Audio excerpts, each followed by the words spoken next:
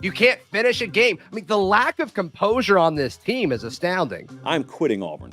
I've quit Auburn for 2024. It's insane how this football team keeps finding new ways to lose. What are we doing? The Auburn Tigers, my alma mater, and a disappointing football team in 2024. Currently, Auburn is near the bottom of the SEC with Mississippi State. We have the worst turnover differential in the entire SEC at -11. It's been a story of inconsistent quarterback play, not great coaching, and all around just disappointment from the team. We're currently 2-3 with a tough schedule still ahead of us at the time of recording this. Auburn was geared up for a pretty good year this year. We have talented skill positions, a lot of promising young players. Hugh Freeze as head coach has shown to be a good recruiter, but he really hasn't put it together on the field. And Auburn also has who I think is the best kicker in college football in Alec McPherson. Unfortunately, he's not been able to suit up this year due to some medical issues. He is the brother of Bengals kicker Evan McPherson, but we are going to be using him in this video, so he's going to be a valuable weapon for us. We also got a good defense at Auburn, as we always do, led by Eugene Asante. I think what's been frustrating for Auburn this season is we've been so close in so many different games. If a few plays go our way, we could be undefeated. But like against Oklahoma, we have a costly turnover in the fourth quarter, getting a pick six, and we blow the game away. I mean, you see it right here. We're a 4-star school, 85 overall team, so we're just knocking on the door of being competitive for a national championship. I don't necessarily think this is going to be a super long rebuild. We just have to make some few changes, and then hopefully we can put it together. But of course, the SEC is always a hyper-competitive league. It is the best in college football, in my opinion. I do think it's funny they named Hugh Freeze in game James Toomer, you know, Toomer's Corner. Little Easter egg for the fans since they can't name it the real thing. Just like in real life, it looks like Hugh Freeze is a recruiter. Or excuse me, James Toomer. That's who we're going to be referring to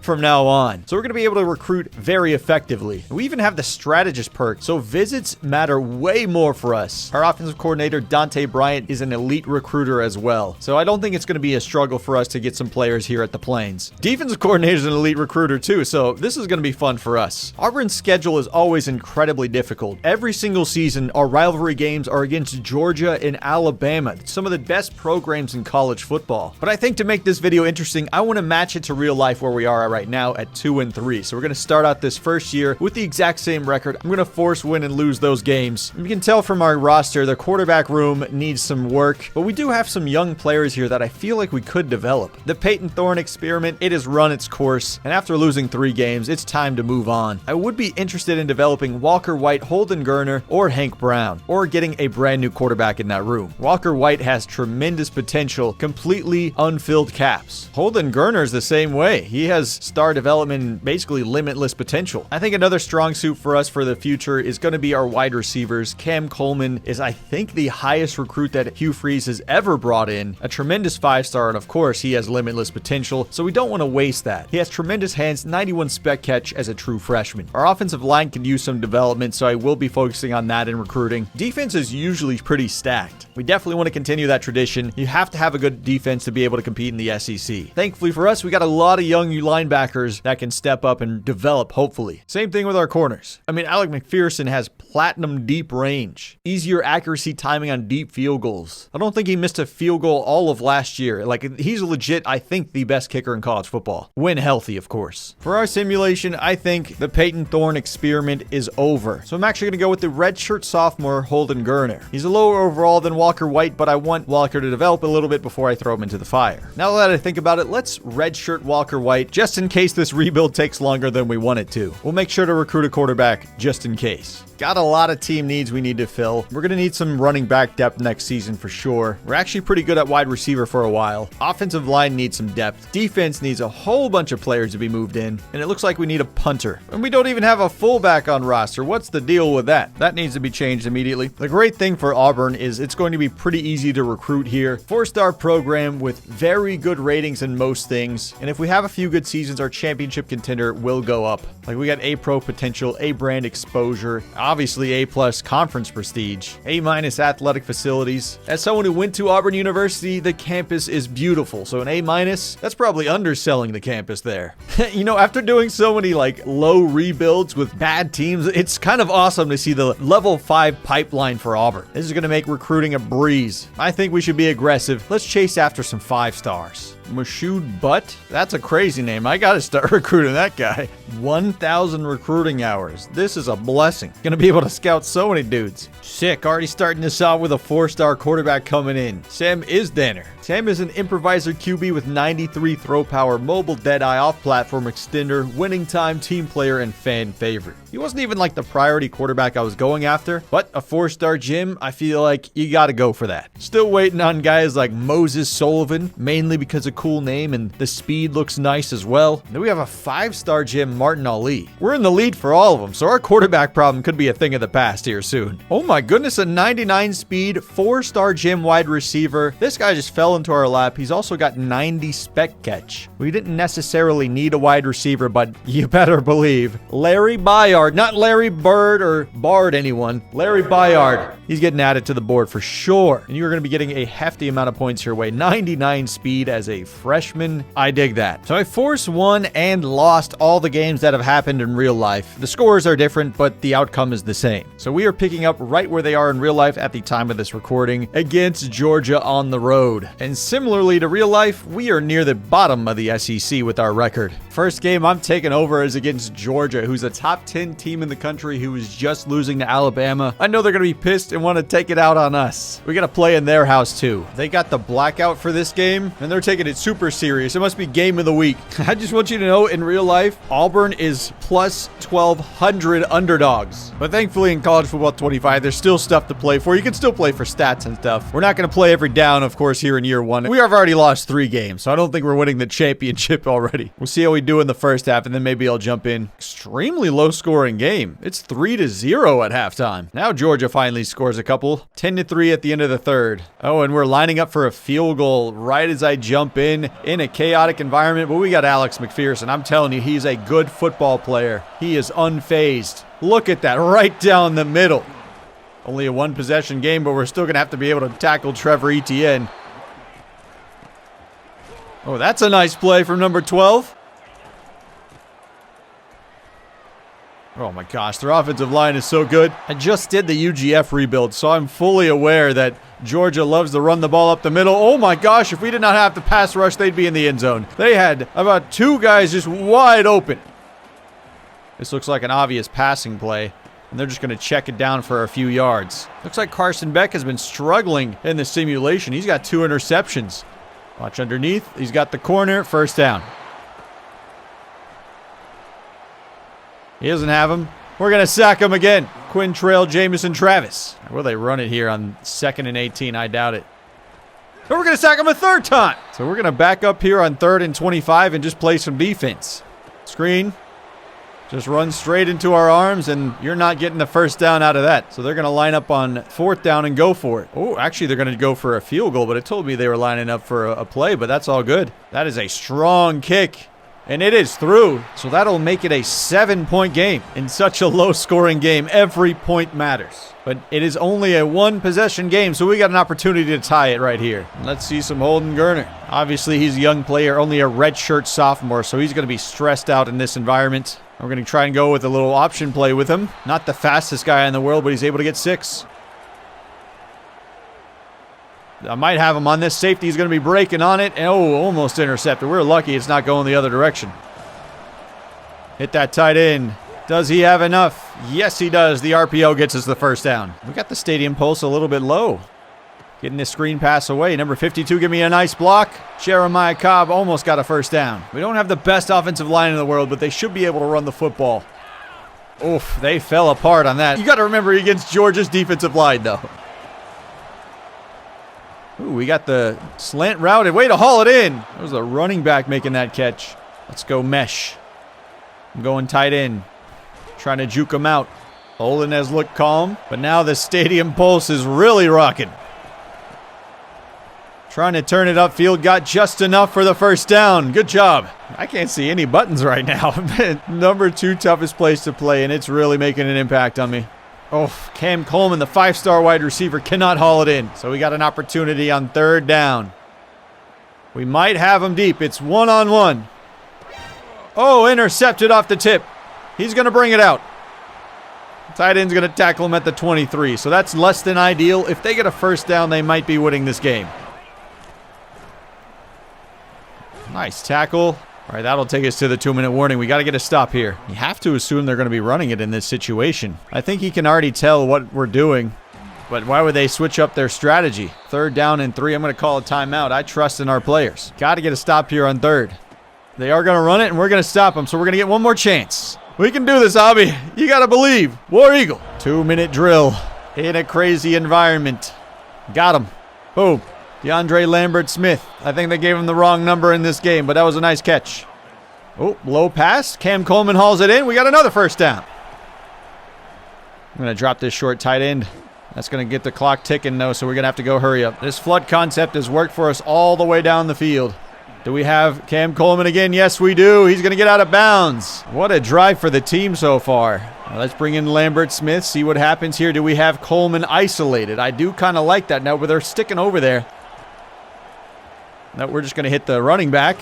Oof, and that's easily knocked away. Looks like everybody's cold, and when you don't want them cold with 1 minute left in the game. Can we get the blocks? Cam Coleman not able to outrun guys. 3rd down and 5. Oof, hit as he threw it. It's going to be 4th down. Our tight end has a good matchup with a linebacker. Might have to take advantage of that. We got 1 timeout to use, but we need to get this first down. Oh, that's in triple coverage, so that's going to be intercepted, and that's going to be the ball game. So my first read, I was looking at Cam Coleman right here. I probably should have pulled the trigger because he's got the inside leverage, and it's like either the linebacker's going to have to drop back or the safety or the corner over there is going to have to make a play on the ball, which they very well could have. Maybe I should have just taken underneath with the drag. That probably could have got the first down, but I chose probably the worst possible read in this situation. It's the panic read. Horrible mistake. So the better team wins here today. That's probably what's going to happen in real life. It's probably going to be a much bigger blowout than what happened here in this video game, but we gave it our all. Not really. We only scored 6 points. That's not really your all. But we were close to tying it. Oh, bad day for Holden Gerner. 3 interceptions. He had 2 before I even stepped on the field. Cam Colas led us in receiving yards with 44. Not a great offensive day for either side, and that reflected in the scoreline. Oof, got that 5-star QB Martin Ali and Moses Sullivan. Like, we have so many options at quarterback going forward, which is not a bad thing to happen. So we don't have to recruit that ever again. Now with 4 losses, it makes it very awkward for James Toomer. He's on the hot seat right now with only 2 wins. Our goal is to get to 8, so I think if we get about 6 or 7, we're going to be decent and be able to keep our job. If we do much worse than that, we are in trouble. And we're already seeing the effects here in recruiting. Championship contender is a big thing for a lot of these recruits. This punter won't even come here to play until we improve that. It's going to be a tough. Need a bounce back game against Missouri. They're the same overall as us, but we still got this game on the road too. This was really a tough schedule for us this season. I don't know why it sounds so truly the way he's banging on that big drum, but it just sounds so separated from the noise behind him. Oof, we got another close game here. 10-10 at the start of the 4th, and we're starting at the 1. Now, should we be running this in? Probably. But we're going to get sacked. Now it's going to be a little bit more challenging. Oh, we're going to get sacked a second time. Listen, I know you guys are watching in the comments just scratching your head. Some of my decisions. I'm the same way. And it's even funnier before the snap. I kind of like say that and be like, I shouldn't be doing this. I think this is going to be a cover 4. In which case, how do we beat that? Let's make this an in route. We're going to bring it right in front of the safeties. Hopefully this can work. But we're going to need time. Just lobbing it to the corner. Oh, almost. So what went from a prime chance at the 1-yard line where we could have just done a QB sneak for a touchdown.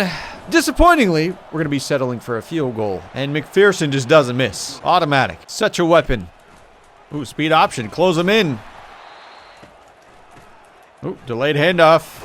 That's going nowhere. Let's try and disguise our coverage to fool him. But he's got platinum abilities, Brady Cook. We'll take away that running back. He's lobbing it over the middle, finds him on a crossing route. He's a sharp QB. Let's see if we can pick him off here on 3rd down. Nobody's open. He's going to throw it out of bounds. So now we just got to focus on running the football. We'll do what real-life Auburn cannot do. In this situation, we'd be throwing pick 6s. But right now, we got to focus on running the dang ball. No matter how we have to do it, even if it's our wide receivers running wide and me going out of bounds is not doing what I said I would do. Listen, it's the Auburn way to scrub it up like this. I'm sorry. We'll get this first down, protect the football. There we go. And now the clock will be churning. Cut that in. Oh, that's a great carry. Jeremiah Cobb up to 81 yards on the game. We got 2 chances at it to try and get this first down. Oof, blocks did not hold up. That's 1 timeout for Missouri. I will not throw it even though it's a stacked box for us. What I might do is bring Fairweather over to try and help out. I don't know if that'll move the odds in our favor, but we're still going to give it a crack. Oh, right into the defender, so it's going to be 4th down and 1. Now, what would you do? Punt this away? There's still 2 minutes left in the game. Let's line everybody up and go for this. Let's be crazy. Let's believe. Let's believe in the Auburn way. Let's do it. War Eagle, first down. So they are out of timeouts. They are fully stacking the box, but we continue to run it. How about we run around it? Outside handoff. Let's see if they can read it. Oh, this is looking nice. Protecting the ball. And that's all she wrote. So we eke out a win here. The first one for me that I'm jumping into a game. That feels good. But man, our offense has really got to start getting productive. 13 points is not good. Yeah, when the montage is Alex McPherson field goals, that's not a good sign for your offense. But we'll take any win we can get. Ooh, 4-star running back coming to the team. Avery Fitzsimmons. And that did improve our championship contender rating, so we can start recruiting these guys again. We just have to make sure to not lose anymore. Yet another road game, this time against Kentucky. Another big drum. Is everyone just stealing everyone's traditions? I guess big drums are cool. I'll give them that. We need more than like 10 points in this game. Wow, 6-7 at halftime. That's the opposite of what we wanted. Now I'm coming into this game with a deficit. I'm gonna have to be punting right away too. 17-6. Oh, we were able to stop him short. We have to come back from a lot, but we got 6.5 minutes to potentially do it. Oof, and we're going to lose 2 yards on that one. The SEC pass rushes are serious. Do we have them? Oh, way to grab it, but it's going to be 4th and inches. We're down by multiple scores. I'm not afraid. I'm crazy. But I'm crazy that I didn't do that earlier. First down. Get the running back, just a little dump off. Ooh, I'm sad Travis Hunter isn't here, but Jeremiah Cobb is having a big game. Ooh, nice block from Fairweather over the middle. Just pull that yourself, Holden, and run it. Protect the football. Let's do a Texas route just in case they blitz. And they do cover up pretty well. Let's throw this away. Well, you took a big hit. Do we have him? Oh, what a dime. And he's able to hold in with 2 guys draped on him. So that's 1 touchdown we needed. Let's go for 2. This will make it a 3-point game. Throwing it high. Oh, Cam Coleman can't get that one. Now, this would be a disappointing game to lose. We have to assume they're going to start running it to try to work the clock down a little bit. Oh, that was nice patience from the running back. 140 rushing yards. Looks like he's been killing us in the simulation. Yeah, they got that conservative clock on. They're going like a little screen pass. That'll take us to a 2-minute warning. Oh, stopping him in his tracks. We got cover 2 ready just in case they do pass it here on 3rd and long. And they're going to run it wide, and we're going to shut that down. We got 1 timeout to keep and plenty of time to work with. That's about as good as of a defensive possession you can ask for. Getting us the ball back with ample time. We're going to let that bounce. No reason to field that one. Oh, but lucky bounce for them. Oh, this would be such a good time to just go on a streak. There we go. I got him wide open. Got that first down. Killed a lot of time. Do we have him again? Oof, that just sails out of bounds. That's fine. I've been liking this flood play, though. We ran it a lot against Georgia, and it seemed to have success. I say that deep little out route has been money. They're going to review it, though. Did he actually hull it in? There was the running back diving out there, and it looks like that's a clean catch. He got out of bounds, too, so we're still able to just go at our own pace. Over the middle. Jeremiah Cobb, first down. 1 minute to go. Still same play. Now they finally take it away. Just scramble. Holden's got a guy in his back. He's going to cough it up, and Kentucky's going to pick it up, and we might be losing yet another football game. It's not going to be might be. It is we will be losing a game. Turnovers, just like we said at the beginning of this video, will kill you. Got to throw that away. Hindsight's 2020 though. So we lose yet another close game, but they're all going to be close games here in the SEC. Got to be better. That's going to hurt our recruiting as well. Seems like Holden had a better game today, but they are not running enough. Only 9 carries for our running backs. That's not going to do it. And if you're not winning the games you should be winning, this is going to be a long rebuild. And the boosters are not happy. Neither are their fans. 5 losses here is miserable. You know, I don't know if our championship contender is going to get much better. I might have to look to get some new players to be recruited. Elton Officer. Pretty sick name for a blocking tight end. It looks like Holden's really not been getting it done in the simulation. Let's try Hank Brown, redshirt freshman. And we get Jarquez Hunter back, our stud running back. We definitely needed that. We got Vandy at home for this one. It's going to be a very dark day if we lose to Vanderbilt, especially at home. Let's make sure this doesn't happen, lads. Whew, feels good to be back at Jordan-Hare. Maybe this is what we needed. Get back to Auburn. Get home. Feels like I'm back there, man. Spirits are already lifted with our mega video board. We got our Eagle flight, Diego Pavia. You know, he actually beat Auburn when he was at New Mexico State, so that's probably a little tender for me and the fellow Auburn fans, but now we get a chance to make up for it when he's at Vanderbilt. But he's a good football player. We got to be careful. This whole Vanderbilt team is energized this year. I mean, that's probably why they're 5-3. We're the opposite of energized. 3-5. Why am I playing this first half? I got too distracted by the Eagle flight. Oh yeah, we put up a donut in the first quarter. Like, why are we so crappy in the simulations? I guess none of our coaching is built to win right now. They're all recruiters. Another game where we're down by a lot. Hank Brown. Let's see what you got, champ. Nice catch. Let's go Wildcat, Jarquez Hunter, who's on his last leg. He's about to be injured. I'm a little scared of this, but we'll run this play anyway. He'll be totally fine if he doesn't get touched. Go out of bounds. Oh, no. And he got hit by a guy who does maximum damage on his hits. Jet sweep with Cobb. We run the dang ball.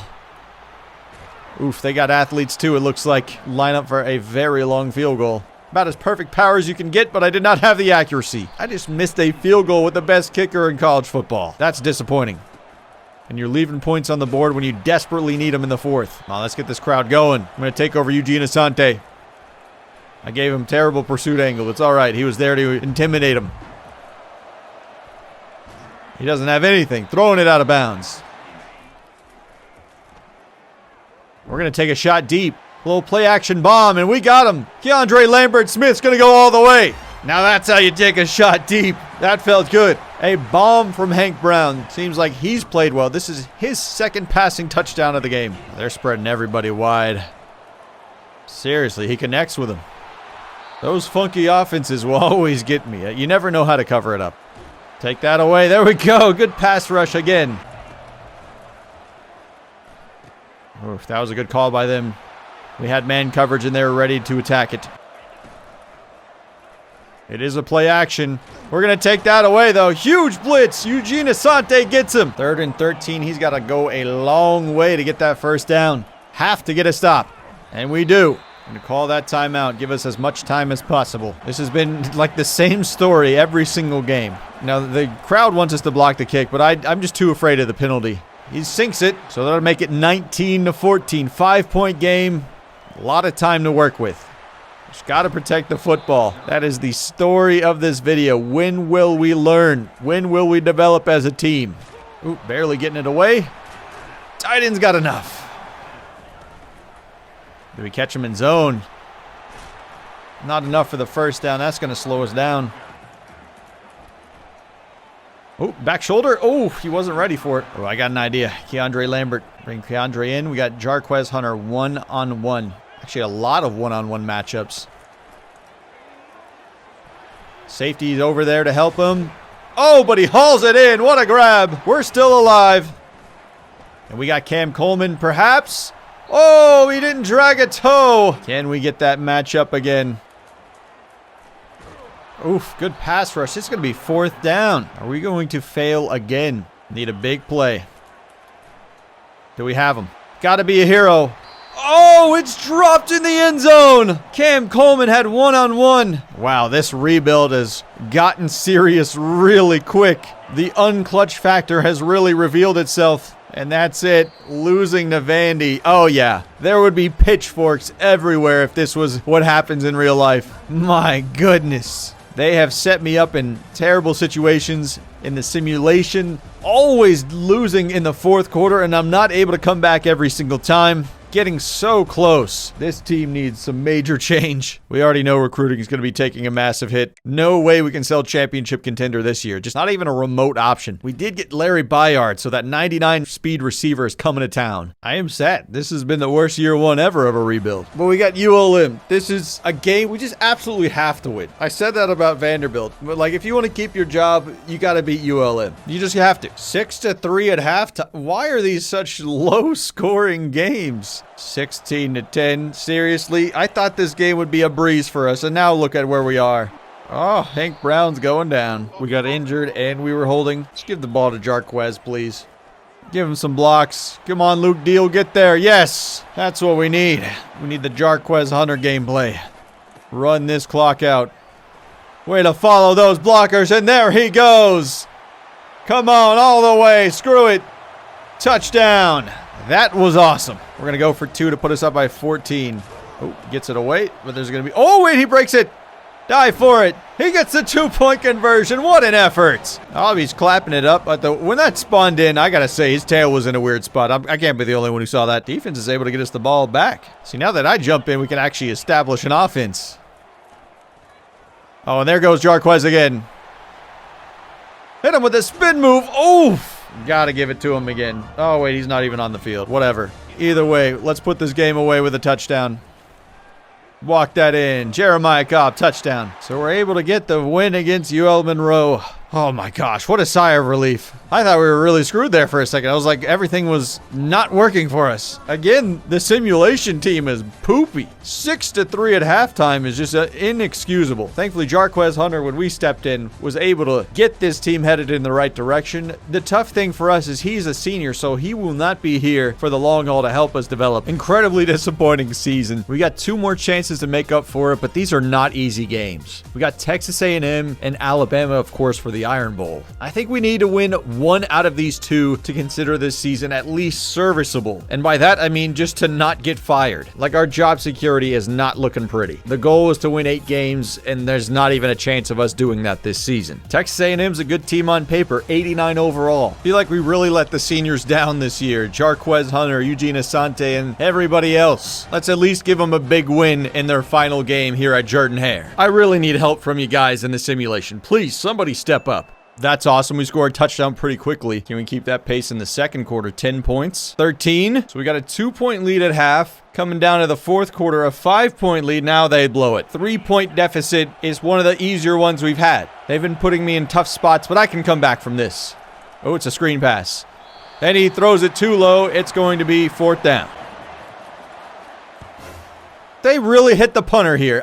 That's unbelievable. You got to be kidding me. That was all the CPU who did that. I did not tell him to dive. My goodness, Tony Middleton, you're going to be running laps at practice. Tackle.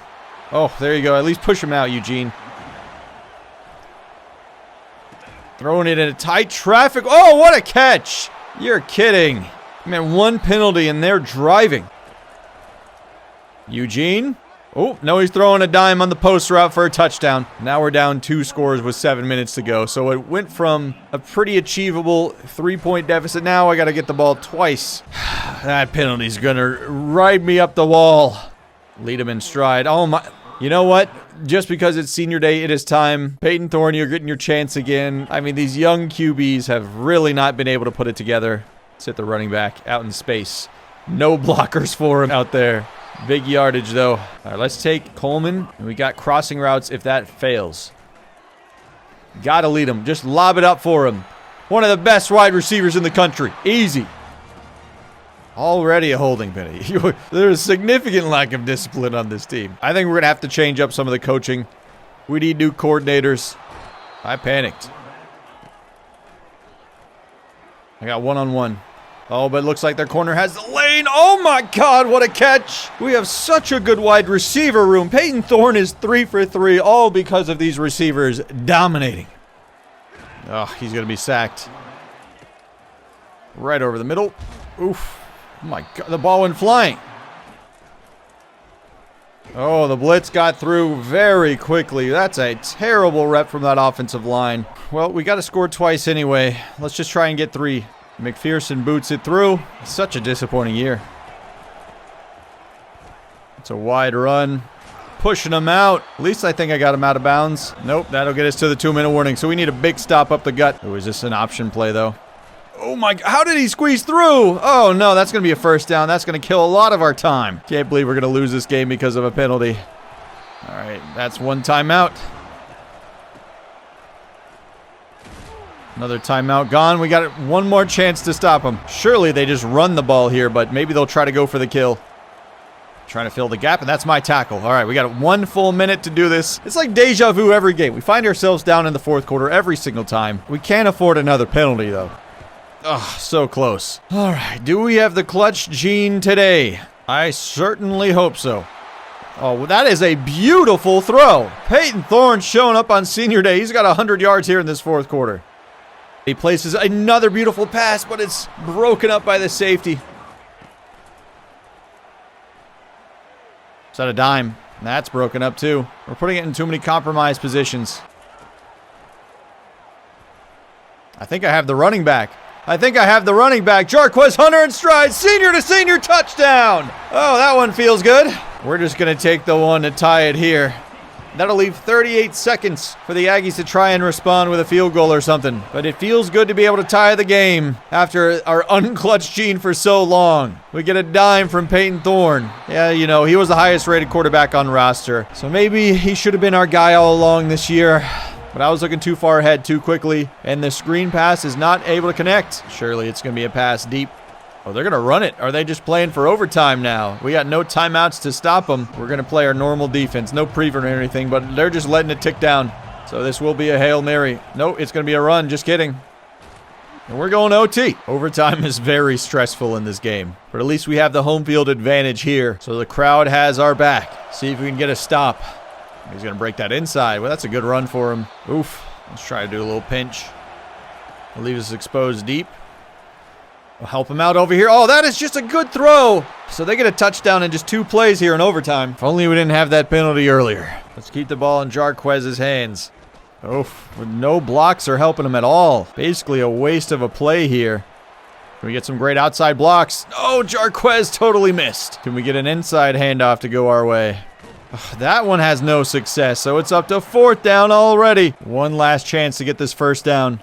Come on, get him back of the end zone. Is he really out of bounds? Is that how this game is going to end? You're kidding me, man. We had him wide open. I'm so frustrated. And there's no review on that or anything. There's just, they know it's over. My goodness, we are so unclutched. I feel like we could have hit him or Jarquez in the end zone. Like, I don't feel like this isn't a bad decision. It's just too high. The accuracy was not there. Sailing out of bounds, yeah, not even close. His foot landed significantly out of bounds. I've got Auburn going in the wrong direction right now. This ain't looking good. Like, I don't think we're going to be able to beat Alabama, but you never know. Chaos happens in the Iron Bowl all the time. Our main rival, though, Alabama Crimson Tide in the Iron Bowl. We need chaos. We need it now. But we have to do it at Bryant-Denny in Tuscaloosa. It ain't looking good, lads. It ain't looking good. After such a tumultuous year, we are not playing for a bowl game. No chance of that. So our entire season is right here, just trying to disappoint the Crimson Tide, really. Just upset them. Take away any potential chance of them making the college football playoff, really. That's all we can play for. Oh, this is horrific. 21-0. Yeah, 28-0. Am I even going to have a chance? Oh, great. We got a field goal at least. I said, help me out, and you guys said, how about I don't? They're already milking the clock with 7 minutes left. 7! All right, we got one stop. We got to score at a lightning pace if we're going to have a chance in this game. I'm just throwing it as far as I can.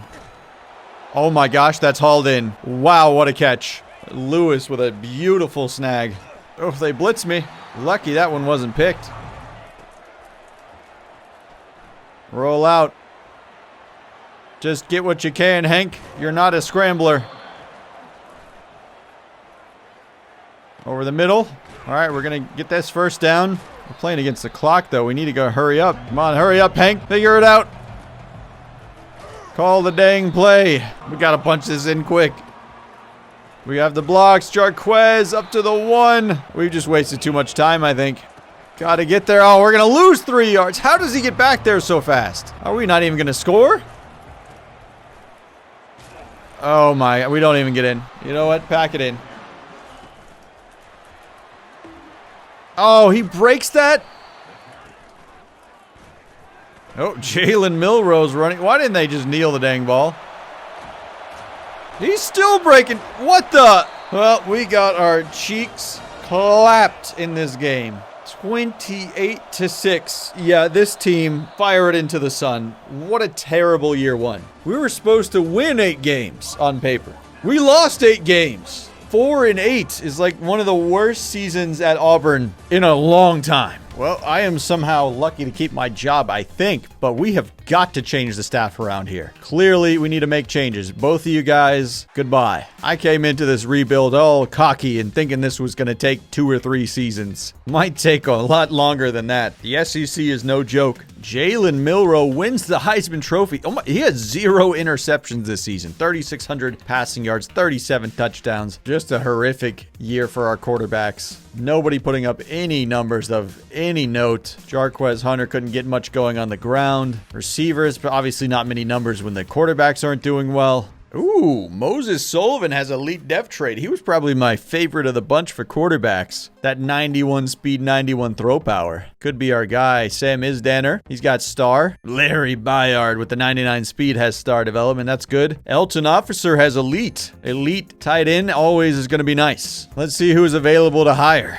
Thankfully, we have a lot of options. Let's look at some of these level 25 guys. Ooh, he's got program builder. I think that might be worth exploring alone. He is a scheme guru and a talent developer. Those are some great abilities. Grayson Thomas might be our guy. I've had Drew Howell before. I like his coaching. I mean, it's got to be Grayson Thomas. You don't have program builder and not take a chance on that. Let's offer him and see if he accepts. I mean, he's already being offered by LSU and Tennessee. Probably better destinations for him at this current moment. The way our program is currently looking. And I think I want someone who can develop talent as our other one. Joseph Luck has architect and motivator, so I feel like this could be valuable. And he's also being chased by LSU. Let's offer him and see if it comes around. Hey, we were able to get both of those coaches, Joseph Luck and Grayson Thomas. And we can finally see what he's got here. He's a great quarterback for tactician. That's awesome. Oof, look at the national championship. It's Auburn's worst nightmare. Alabama versus Georgia. It's happened before.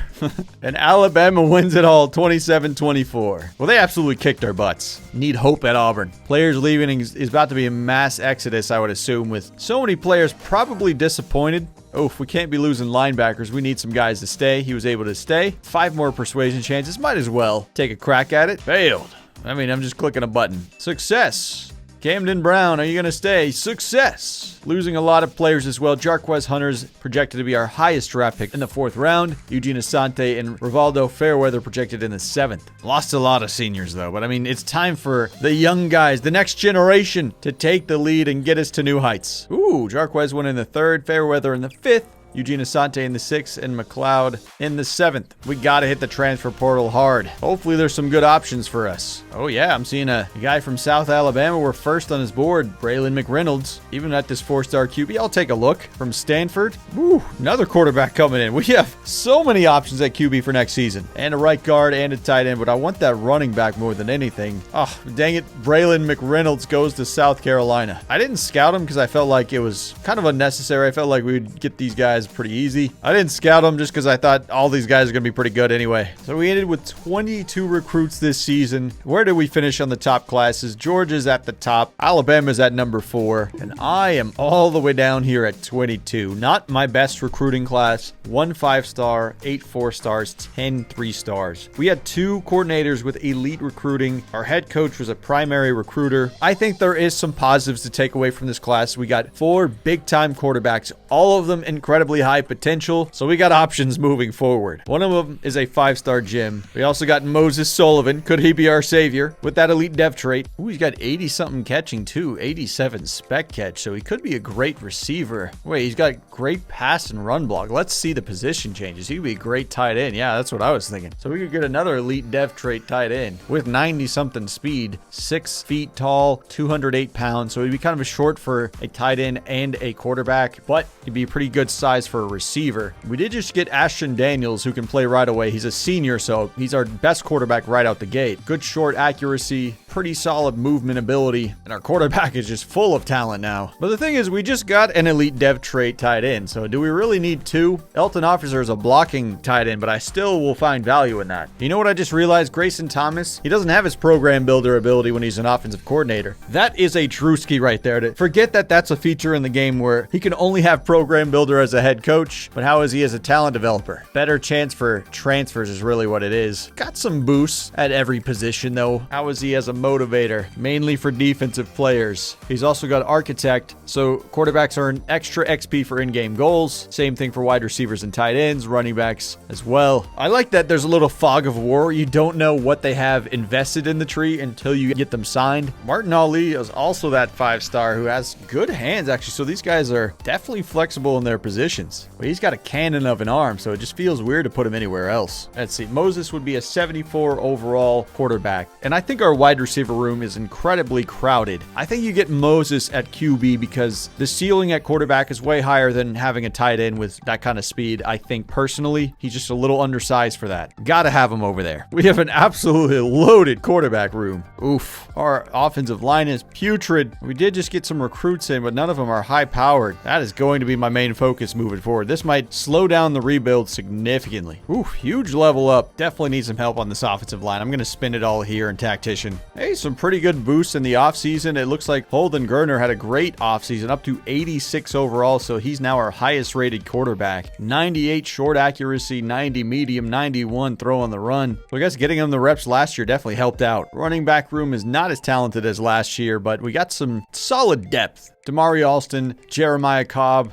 some quality backs. Ball carry vision is 94 for Damari Alston. Cam Coleman's definitely improving. 86 overall. 95 catching, 95 spec catch. He's an awesome receiver. Only a sophomore too. Still so much room to grow. Perry Thompson up to 99 speed. So now we got two receivers with 99 speed. We got Bryce Kane with 96 speed. Receiver room's pretty much good for the long haul, I think. Tight end room is nice. Got a bunch of blockers over here. Should be able to run the ball a little bit more effectively. How about these offensive linemen? Please tell me somebody got over 80 overall. Left tackles didn't get there. Left guard got there, and he's a redshirt freshman. That's big. 85 overall center. There you go, Connor Liu. Way to step up. Dylan Cinda up to 80 overall. That's the improvements we needed. Still a young unit, so there's still room to grow there. Got a strong defensive line. Big. So big improvements all around out there. We're starting a freshman at right outside linebacker, though. That's less than ideal. Kayan Lee up to 88 overall. A lot of man coverage corners on this team. I like it. Safeties both over 80 overall. Alex McPherson, 99 kick power, 95 kick accuracy. Yeah, year two, I really want to shore up the offensive and defensive line going forward. Gotta have better depth for the long haul. But thankfully, that's a young unit, so some of them will be developing. I just want to make sure we have some guys ready to go. Sam Isdaner, Martin Ali, and Moses Sullivan all getting a red shirt. They don't have to play right away. I mean, we got 4 quarterbacks above them. Ashton Daniels came in from the transfer portal, but he was actually beat out by Holden Gerner, who is younger and has higher potential. So I think we'll give him the starting position. He's got that 96 short throw accuracy, 92 throw power. So he's better at just about everything except for maybe like breaking sacks, and his awareness is a little bit lower, but like I said, he has time to improve. He's only a redshirt junior. Ashton is a senior, so this is his last year. A little disappointed with Avery Fitzsimmons, 4-star running back committing to Auburn, but he only has normal dev trait and his skill caps are incredibly low, so I can't really count on him for the long haul. He's only going to be a depth piece. We should be able to develop Perry Thompson, and having 2 99 speed wide receivers now is going to be electric for our offense, so no matter who's playing quarterback, there's weapons all around him. 6'3" with 99 speed. And of course, we got Cam Coleman, who has limitless potential. Elton Officer, that elite dev trait tight end. He's going to be able to develop his catching.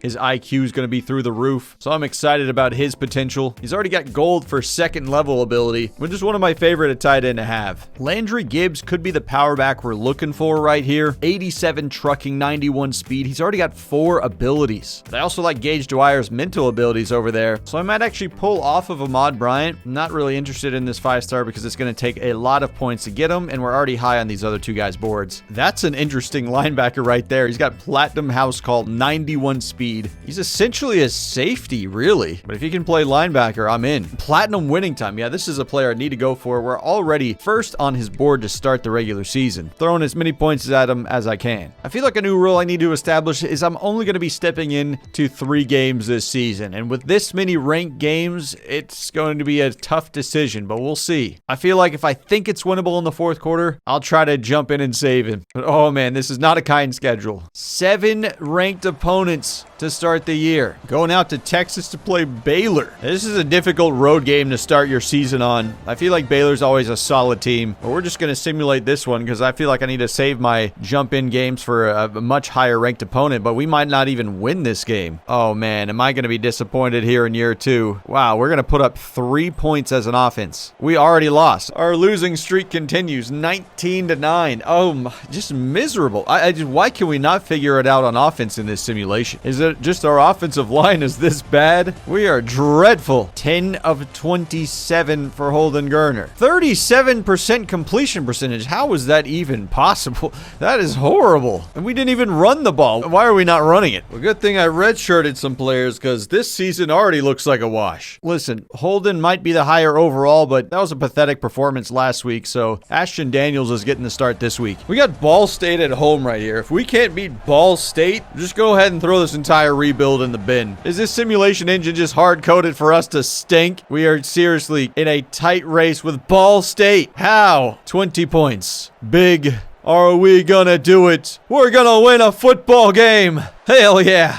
30-7. At last, we have some sort of offense. Ashton Daniels, hopefully he had better statistics. He is player of the game. Only 173 passing yards. Hoping for a little bit more with our receivers, you know. Hey, but he had 73% completion percentage. That is way better. No turnovers. And we actually ran the ball a little bit more. Jeremiah Cobb getting involved. Ashton Daniels getting a touchdown on the ground. Damari Alston getting one. Much rather see this. Our tight end led us in receiving yards. Interesting. This one is against South Alabama. This is another game we should definitely win. All right, now we're establishing a rhythm. 14-3. Good. Yes, assert your dominance. 24-3, 31-3. Definitely not jumping into this game because this looks like an automatic win for the Auburn Tigers. We get it done. 37-10. Yeah, Ashton Daniels seems to be the move here. Holden Geriner was all clickbait. Jeremiah Cobb gets player of the game. Big. Ashton Daniels. 2 touchdowns in the air. 143 passing yards. 2 touchdowns for Jeremiah Cobb on the ground. 46 rushing yards for Ashton Daniels. Caleb Burton getting a touchdown. Perry Thompson getting one. Cam Coleman has been quiet. Only 1 catch in this game for 8 yards. How was that happening? He's our #1 wide receiver. No way. Quincy Butts. I was chasing this right guard. We had a big lead on him for a while, and now looks like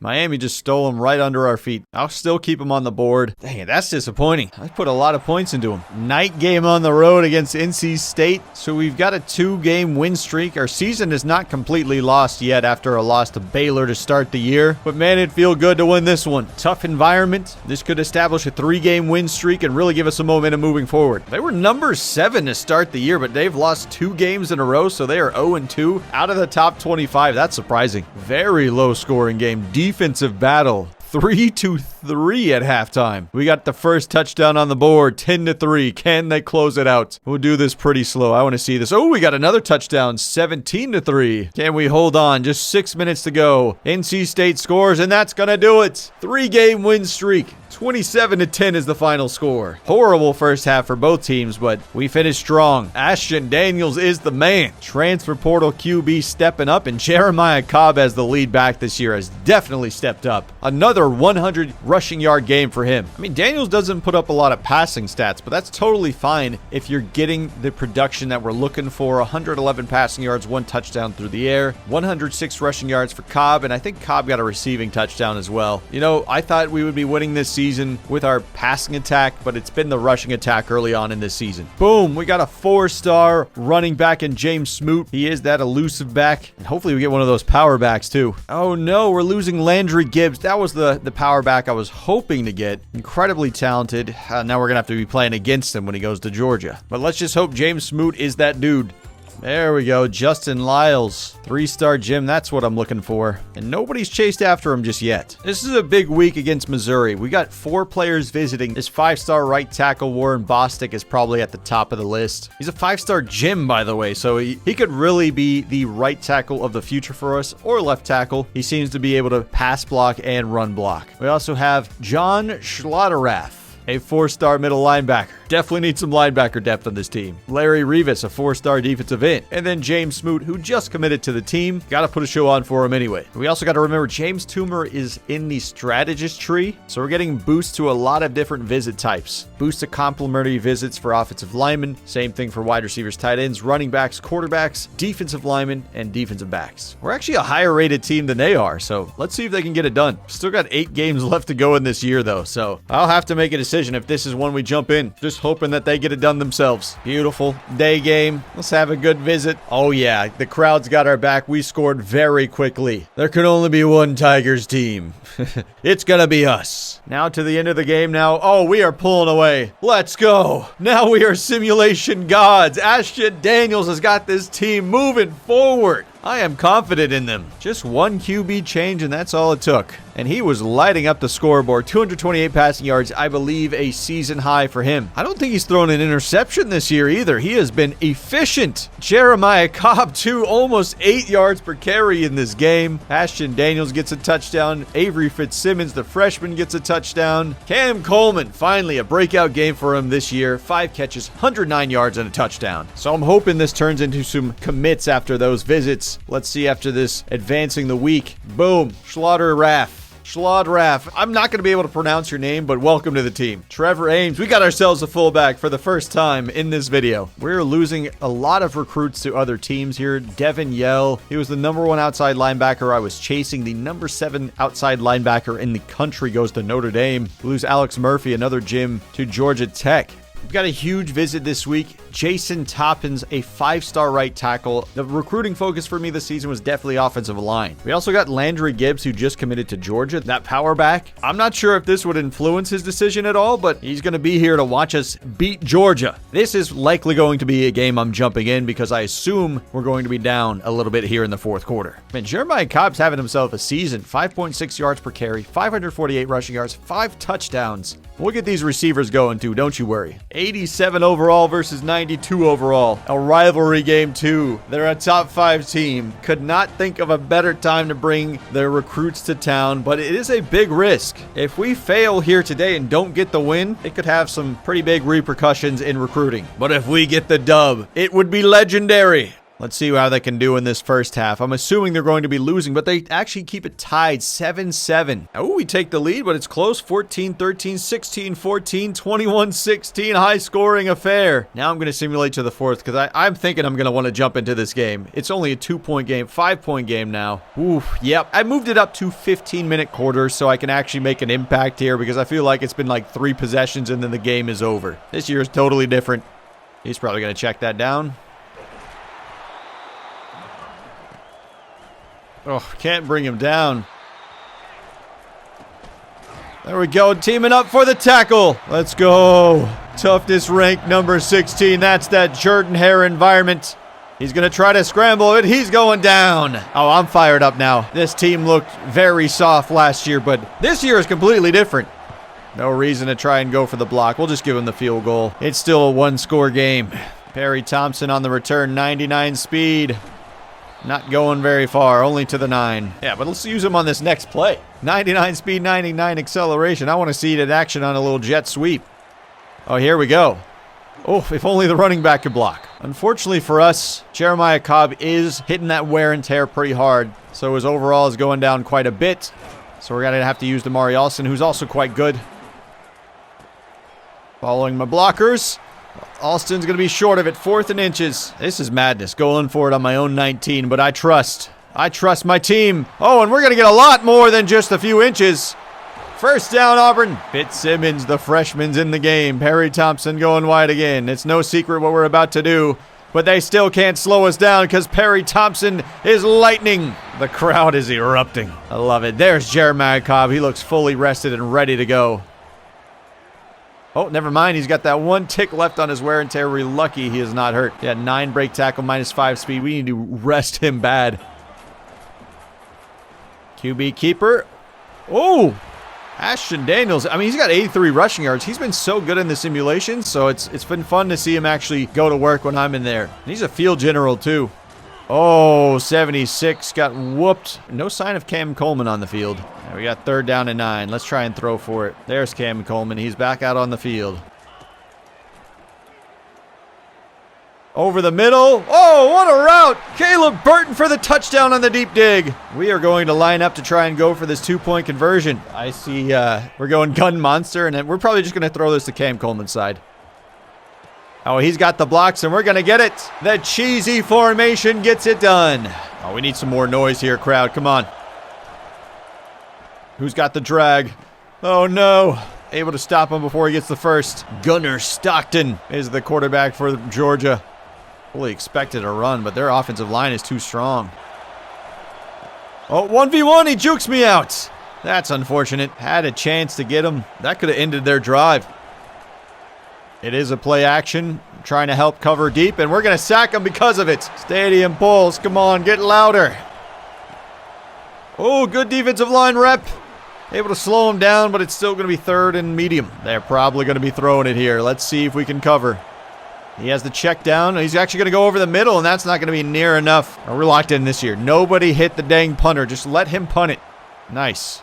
Let that go out of bounds. I'll take it wherever it lands. At the 8. That's totally fine.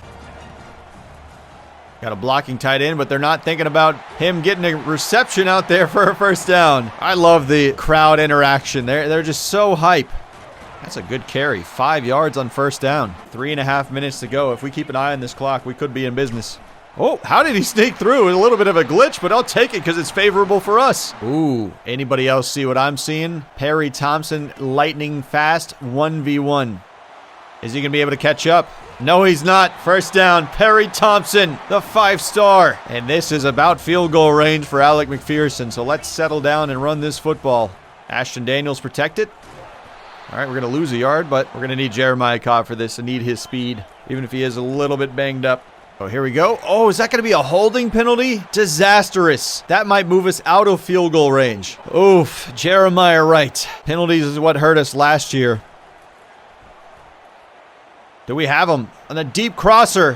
Hauls it in. Caleb Burton, 2 big catches in this game. Take our time on this 3rd down play. We want to burn as much clock as we can, especially if we don't get this 1st down. We're going to trust in the 4-star freshman, Fitzsimmons. He's going to cut it in.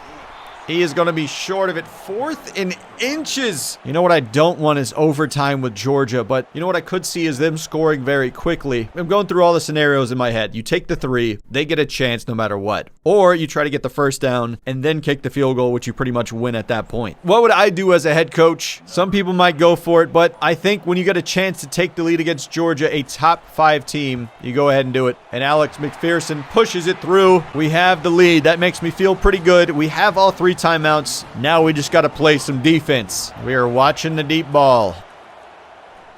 One-on-one coverage, I hate that. See, this is what I was afraid of, but this is the path we chose. There could have been a scenario where we didn't get that 1st down anyway, so I'm content with it. We just got to play some defense. Is he going to check it down? He's got that tight end wide open, but he doesn't throw it. He's trying to scramble. Wow, interesting decision for him. That could change a lot. He's going to spike it. Oh, my. They were making some odd decisions. I'm just trying to not get beat over the top, but I'll try to keep an eye on the short stuff. He's trying to scramble. Now he throws it. Oh, spinning around, finds a man. Oh, no. Deep crosser. Oh, it's intercepted! What a play! Broke on it! We all knew where the ball was going. The CPU got there for me, and right as it switched, I slammed that button for the interception. That's amazing. You better believe I am kneeling this ball. Major upset for the Auburn Tigers, defeating the #2 ranked team in the country here at home at Jordan-Hare Stadium. Ashton Daniels and company gets it done. And again, Ashton Daniels stepping up. Still no interceptions on the year. He has been the dual threat that this team was looking for. What a game-winning play. Reaching in front of the receiver to snag it. Sensational. I mean, this team last year was completely unclutch, unmotivated, but this year it seems to be a whole brand new team waving goodbye to Georgia. That's got to feel good. If I saw that in real life, I'd be so hyped. Oh, and that's got to have a major impact on recruiting. Come on, show me some commits. After something like that, how could they not? Jason Toppins is coming to town. 5-star right tackle.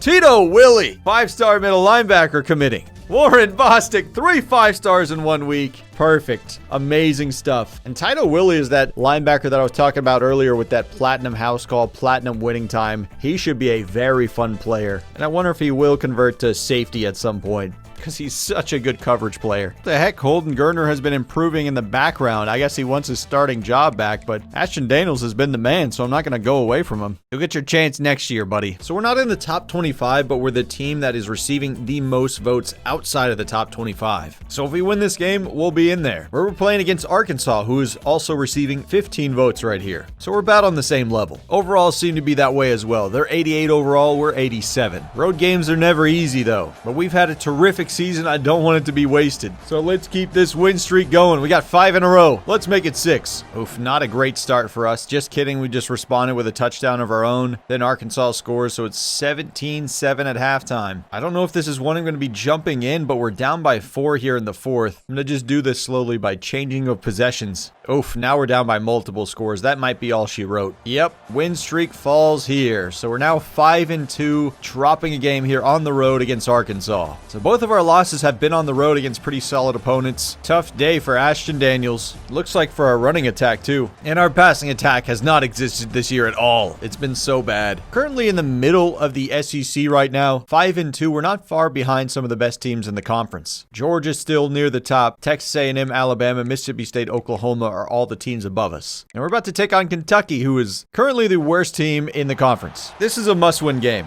Ooh, it's a night game too. That's hype. Come on, Auburn.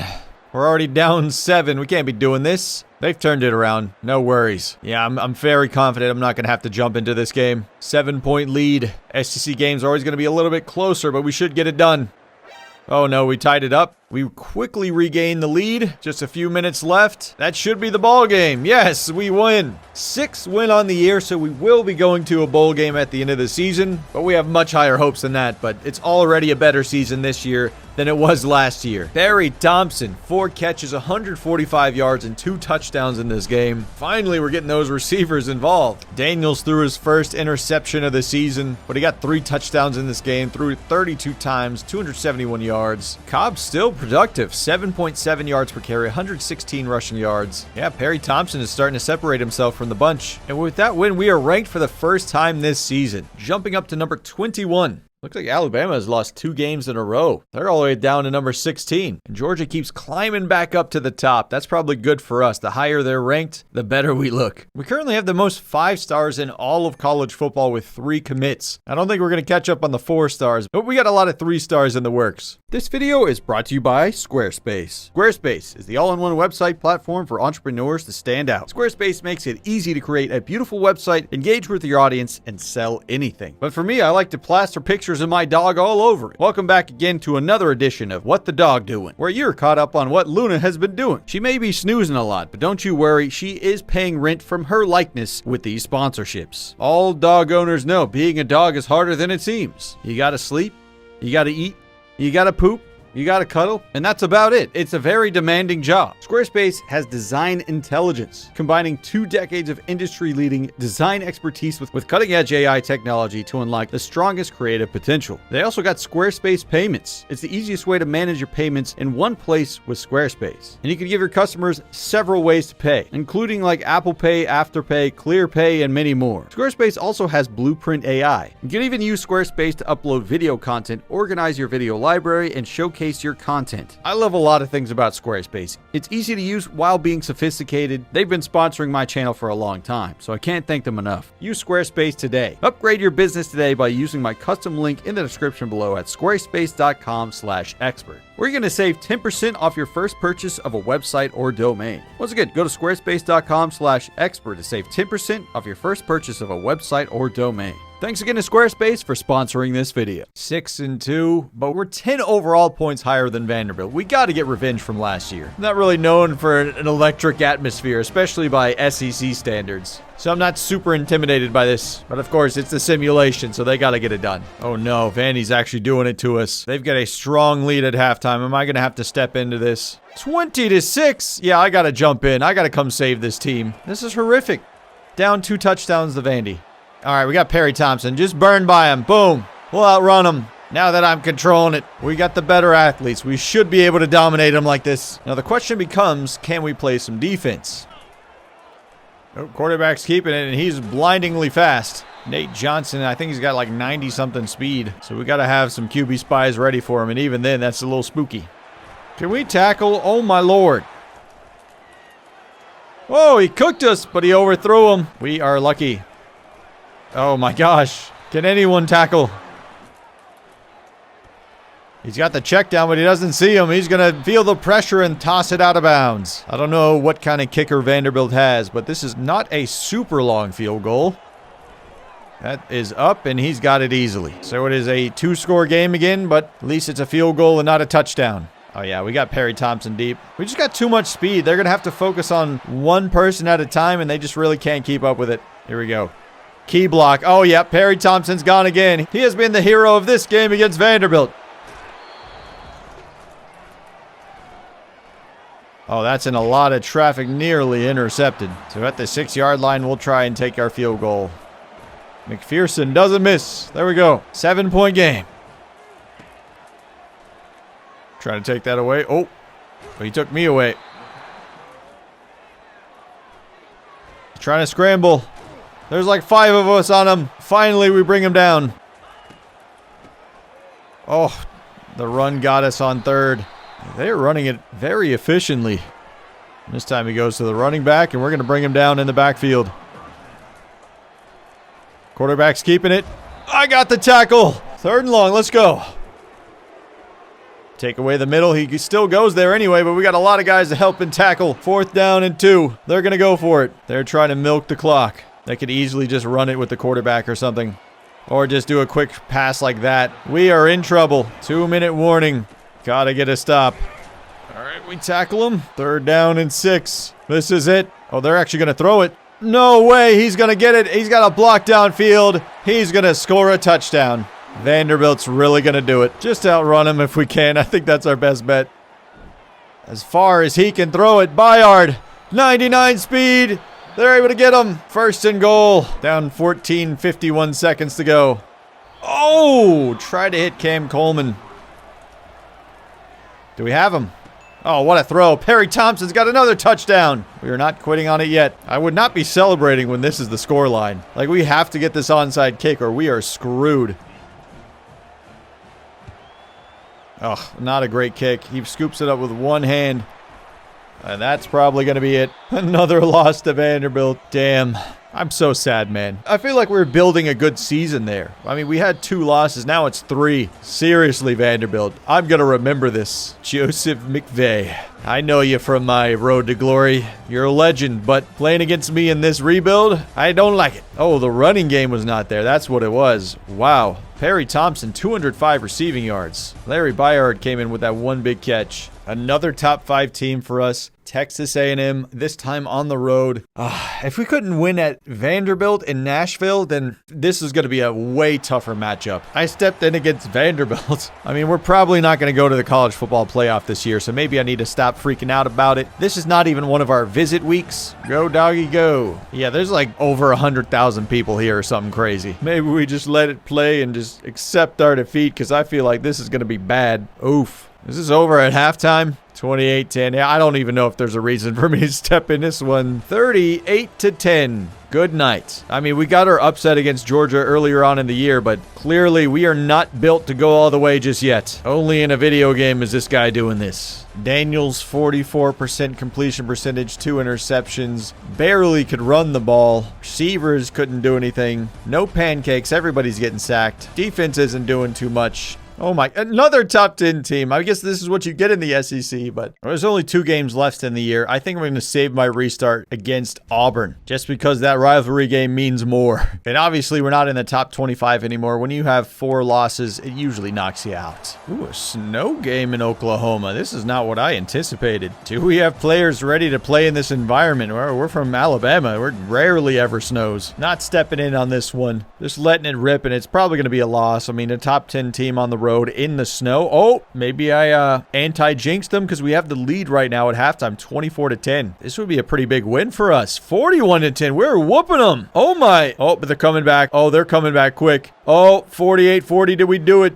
We got the win. Oh my gosh. We had a massive lead there for a second. Oklahoma was storming back, but we pulled away in the snow. 6 touchdowns for Ashton Daniels. Have yourself a day, champ. That is our 7th win on the year. That means if we win this game against Alabama, we hit our contract goal right on the money. 5 through the air, 1 on the ground for Daniels. 89 rushing yards for Jeremiah Cobb. He's got to be close to 1,000 on the year. Perry Thompson, another big game. He has become such a good football player. I still don't know why Cam Coleman's not productive in the simulations. It doesn't make much sense to me. Man, we've been cooked at every turn by these recruits. They even took Josh Lane from us, but we were able to get Justin Lyles at least, this power back. I've been waiting on a good power back. We've just been out-recruited, really. Alabama's 8-3. We're 7-4. They're top 15. College football playoff bracket. Looks like Oklahoma, Texas A&M, and Georgia are projected to make it from the SEC to the college football playoff. So that means we've beaten 2 of those in the playoff. We're close. We're not a playoff team yet, but on the outside looking in. Alabama's got to be an outside looking in team at number 12, of course. So, of course, they want to beat us. One of those at-large bids is definitely still wide open. It's probably not going to us, but we want to make sure they don't get in there. Alabama's 92 overall. We're 87, so we're not terribly far off. If Vanderbilt can beat us, we can win this. We're at Jordan-Hare, too, so the odds are in our favor, I would like to think. You better believe I'm hopping into this game into the 4th quarter, no matter what the situation is.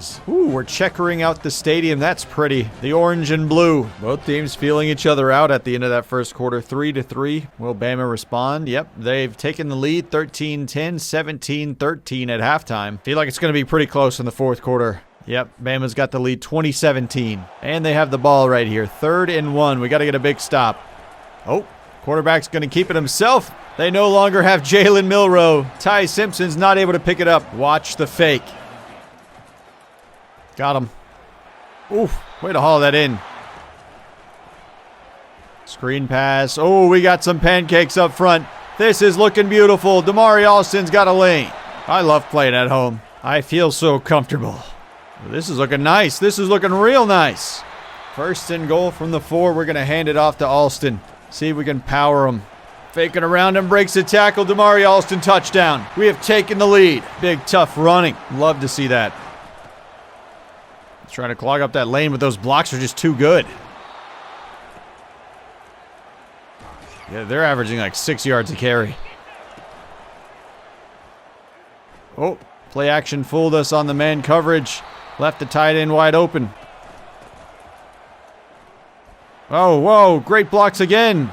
Yeah, they're running all over us. All right, I'm staying close to the line, taking away anything that goes across. Quarterback keeper. There's a flag. It's probably holding. Yeah. Push him back. Yep, he's just checking that down. We played that very well. 2nd and goal from the 14. It is another running play, and he's seeing it well. Oh, no, it's going to be 3rd and goal from the 2. They picked up so many yards right there. I'm going to show blitz, but I'm actually covering the pass. It is a run. Oh, yep. He's getting in untouched. So they're going to take the lead 27-24. 8 minutes still left to go in this game. Feel like there's going to be a lot of scoring still in front of us. Throw it. Oh, my goodness. Well, that's a sack that's going to push us way back. He was just off balance. Wasn't able to throw it. But we have a long shot right here to get those yards right back. And it's going to be a 1st down. Well, that's clutch. Oh, hit as he threw it. I don't know if he was going to be able to make a clean throw anyway. Now you throw it. That's definitely a penalty, but whatever. 2nd and 15. Oh my, sacked before we can even fake the play action. 3rd and 20 now. So we got that first down, but we haven't done anything with it. Oh, he was going to be open, but pocket collapsed. Oh, they're spreading him wide. Not able to get through. 3rd and short. I'm watching the run. And that's exactly where they're going. We're going to get there. Great stop from the defense. Oof, he ran into the punter, but I don't think he roughed him. 4.5 minutes. This is plenty of time to work with, whether we want to run it or pass it. Come on. You're faster than this guy. Keep going around the edge, Damari. Hit him with a spin move. Beautiful. Just run it yourself. Come on, 79. Do something. Get upfield. Oof, great blocks. Oh my gosh, beautiful moves from Damari Alston again. Just hit him with the inside zone. Oh, way to break that tackle. That's huge. Oh my gosh, they played that well. 4th and 1. Wow. All right, I feel like we got to take the points. Got to tie the game. Great kick from Alex McPherson. Right down the middle. Tie ball game. 1.5 left. Are you ready to clutch this game out, boys? Going out of bounds. I'm just trying to watch the short stuff. He's throwing a laser over the middle. They're close to field goal range. He's just going to drop it to the flats. And that's going to lose him 2 yards, which is actually kind of critical in this kind of situation. Does he have the running back? Nope. He's going to be sacked a mile way back there. Oh my goodness. What looked like them being close to field goal range, now they are significantly far back. He's just dropping it short. It's 4th and 21. They have to punt it. So that means it's going to be our turn. Man, this is exactly what Iron Bowls feel like. So intense. Oh, and he shanked it. So we're going to be getting this ball at the 21-yard line. 2 timeouts. We don't have to panic. They got 2 high safety. Throwing a laser. Boom. Running back's got the first down. That is a great throw from Ashton Daniels. They've got great defensive backs. I'm liking this, though. Oh, tight end. First down. Let's go in the hurry up. That was a great toss again. Do we have the tight end? Oh, sailed it out of bounds. Look, we're close to field goal range. We have a phenomenal kicker. So they want me to start running the ball. And we're on the far right hash. So let's try and get it to the middle while getting some positive yardage. That's pretty good. Hold on to the football. Great. Now it's 4th down. 47 yards for Alex McPherson. 7-mile-per-hour winds at his back. And I don't think you could have gotten a better kick from him. Boom. So calm. 29 seconds remain here in Auburn, Alabama. Now we are definitely playing prevent defense. They have no timeouts. Yeah, let them do checkdowns. We tackled him inbounds, too. That's a lot of time that's going to be ticking away. Maximum stadium pulse. Throwing that away. 4th down. Get loud. This is for the Iron Bowl, people. They're just doing an RPO just to get to the first down. They're going to get it, but there's only 6 seconds that remain. 2 seconds now. They decided to go for one last spike. So everybody just cover the end zone. Just running straight back as far as he can throw it. There's 4 Auburn defenders in range, and it's hitting the ground. That's ball game. The Auburn Tigers with another massive upset, winning our 8th victory in this season. We've had a few massive upsets this year. Taking out Oklahoma, taking out Georgia, and now we take out Alabama. Ashton Daniels continues to be a machine. The senior leader at quarterback for this team. He was not the starter to open the year, but he has proven to be the guy. That feels good. You know, for Auburn fans, that would be a satisfying season. I mean, a lot of disappointing losses without a doubt, but upsetting those top teams still feels pretty dang good. And it gives you hope for the future. This is not out of the realm of possibility for those who pay attention to SEC football. This is kind of what happens on the reg for Auburn. Hey, Cam Coleman having a big day there. Micah Riley having a big day too. 5 pancakes for Seth Wilfred. Nicely done, champ. It looks like we had Ashton Daniels bouncing back because he had 2 interceptions before he hopped in. Cade Klubnik wins the Heisman. Well, now we know it's not a realistic simulation. But we did make a quality bowl game here against USC in the ReliaQuest Bowl. And we did just enough to retain our job. We actually got ourselves a contract extension. Last year we were on the hot seat at 4 wins, but getting 8 wins was just enough to squeeze by. And now our new goal is to win 9 games next season. We have to improve. Otherwise, they're going to show me the door. Oh, let's go. Tito Willie has elite dev trade at middle linebacker. He's going to be like the best user possible at middle linebacker. 85 tackle, 82 pursuit, incredible coverage ability. He's going to be fun. Jason Toppins has star dev. Warren Bostic disappointingly only has impact, but he has high ratings initially. John Schladeroff.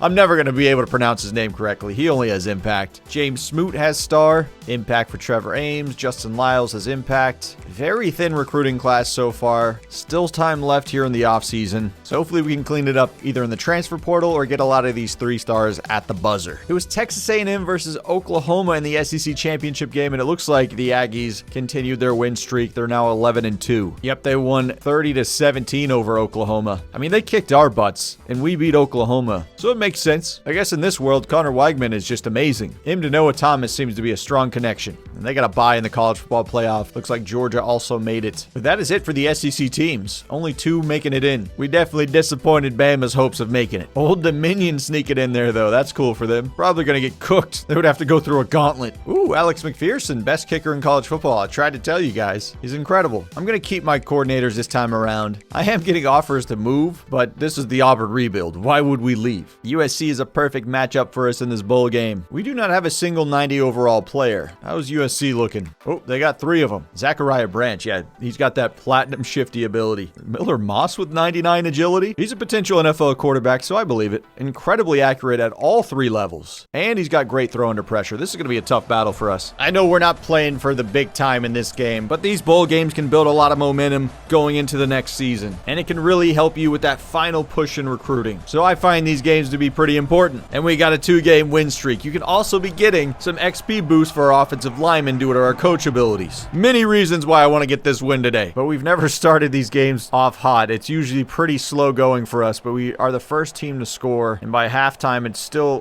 tied up. 10-10. 10-10 going into the 4th. So it's basically 0-0, and I'm coming in on offense. I like it. This is a keeper for Ashton Daniels, who now is hitting the speed right over to coach into the sidelines for the first down. You know, he's a field general type, but he's got that movement ability. We've seen it many times. Oh, he's about to do it on him again. Ashton Daniels sliding down. Oh, this is going to eat with Perry Thompson on a drag. Boom. Perfectly timed. Use that speed. Oop, trying to step up in the pocket. Offensive lineman scoops it up. Good hands. I mean, that ball was bouncing around. I'm going to test him in the little comeback route. Oh, that was a great grab. Nice variety to our offense so far. Been a good drive for the Tigers. Great blocks on this play. Jeremiah Cobb's just going to go to the sidelines and get 3. Oh, there's those blocks. Another carry for Ashton Daniels. 4-minute drive.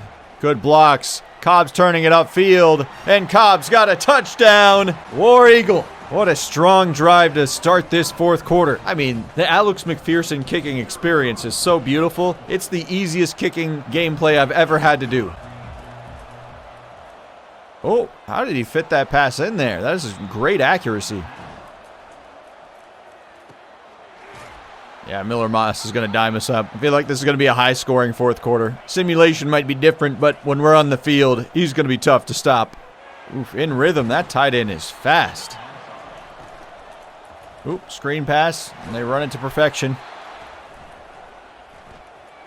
Leaping up to bat it away. Antonio Kite, great jumping ability. Or we have to watch the seam here. That's making me nervous. I got that tight end taking it away, and that's going to be a sack for our defensive line. Darren Reed Jr. squeezing through to get that sack. Oh, in the end zone. Oh, no. Busted coverage. USC is going to tie the game. I would love another long running drive to just milk this clock down and take the lead. Great read from Ashton Daniels, and that's a great start to this drive. This is his final game at Auburn, so I know he's wanting to contribute quite a bit. And here goes Jeremiah Cobb around the corner for a first down. Now I think we take a shot deep. Yeah, I think Cam Coleman might be the read here. Just kidding, we're going Perry Thompson, and I'm going to need him to drag his feet inbounds for the first down. So many weapons out here. It's such a blessing. Let's go, Ashton. Let's slide down. Be safe. Looks like they might be blitzing. We're going to go Cam Coleman. Oh, if that wasn't a horrendous pass. You got to be kidding me. Perry Thompson around the corner. Jet sweep. He's the fastest guy on the team, and he's diving in the end zone for a touchdown. That's what I'm talking about. The high fives on the sidelines. Amazing. Now let's take care of business on defense. Grit this bowl game win. Ooh, beautiful play. Zacchaeus Walker just dominated. He's trying to go wide with it, and we're going to shut that down. Ooh, that running back looks tired. Will they keep feeding him? We guessed run, and we're there. Take it away. Sack him. Oh, he's just running backwards, trying to avoid the pressure, but Keldrick Falk has him. They're going to punt this ball at this situation. Interesting choice. I guess it's 4th and 16 at that position is a difficult first down anyways, but we're going to turn on this conservative clock. Oh, bad read. That'll take us to the 2-minute warning. We got to get this first down. I think it'd be wise to keep the ball on the ground, even though they're just fully playing it. Trying to bounce around it. Not much room to operate. Let's do a touch pass. Cam Coleman in space. I kind of like those odds. Fully around the edge, and that's probably going to be a holding penalty. And they're just going to decline it. We'll stop the clock, so that's a very unfortunate penalty. They was trying to do a tight end screen, it looked like. Yep, just threw it directly into the chest of my defensive lineman. A little check down going out of bounds. Good, we had good coverage there. All right, this was that same formation they just used. They're going wide. Oh, what a dime. Lee was trying to undercut that route, but it was just perfectly placed for the receiver. He's going to try to scramble, and now he throws it away at the last moment. We were able to collapse on him. 1 minute 20 left. Same formation. Into traffic. Oof. Tight end's not going to get it. This guy will, though. 4th and inches. Tight end's not open. Can we sack him? Miller Moss all the way back at midfield, and that'll do it. Now all we have to do is kneel this football. Actually, no, we don't. There's going to be like a couple seconds left in this game. We'll take the delay of game penalty. Gotta be a Hail Mary. They're all converging to the middle. Here we go. Bouncing around. It hits the ground finally. Your Auburn Tigers take this victory. And I'm telling you, I'm feeling good about next season. Ashton Daniels, thank you so much for your services. You got this team turned around. Perry Thompson is the guy for the future, it looks like. And the rest of the receivers, honestly. What a good send-off game for Ashton Daniels. Getting the bowl game victory. Very good statistically. Ton of rushing yards, ton of passing yards. Wow, Perry Thompson just dominated the receiving numbers. Big win for us, especially with how bad that first year went. Good year for Ashton Daniels. 2,500 passing yards, 19 touchdowns, 5 interceptions, 61% completion percentage. Jeremiah Cobb was very good too. 1,000 rushing yards, 7 touchdowns, almost 5 yards per carry. And Daniels was providing a nice quarterback running ability. Same thing with Damari Alston. Perry Thompson of almost 900 receiving yards. I want to get all of these guys way more touches next year, which we should because we'll have a different quarterback back there. Ooh, 8.5 sacks for Zacchaeus Walker, 8 for Elijah Herring, 6.5 for Keldrick Falk. How the heck did Alex McPherson miss so many field goals in the simulations, though? That is a head scratcher. You're talking about a guy I don't think missed a field goal in real life. Looks like Perry Thompson got a kick return in the simulations, though. That's good. Texas A&M wins the national championship over Ohio State. That was not what I was expecting, but I mean, they cooked us this year, so we knew they were a good team, but I didn't expect that good. Why did our pro potential go all the way down to D+? That doesn't make much sense to me. Oh no, he's transferring out because of the pro potential just dropped overnight. And we had players drafted last year.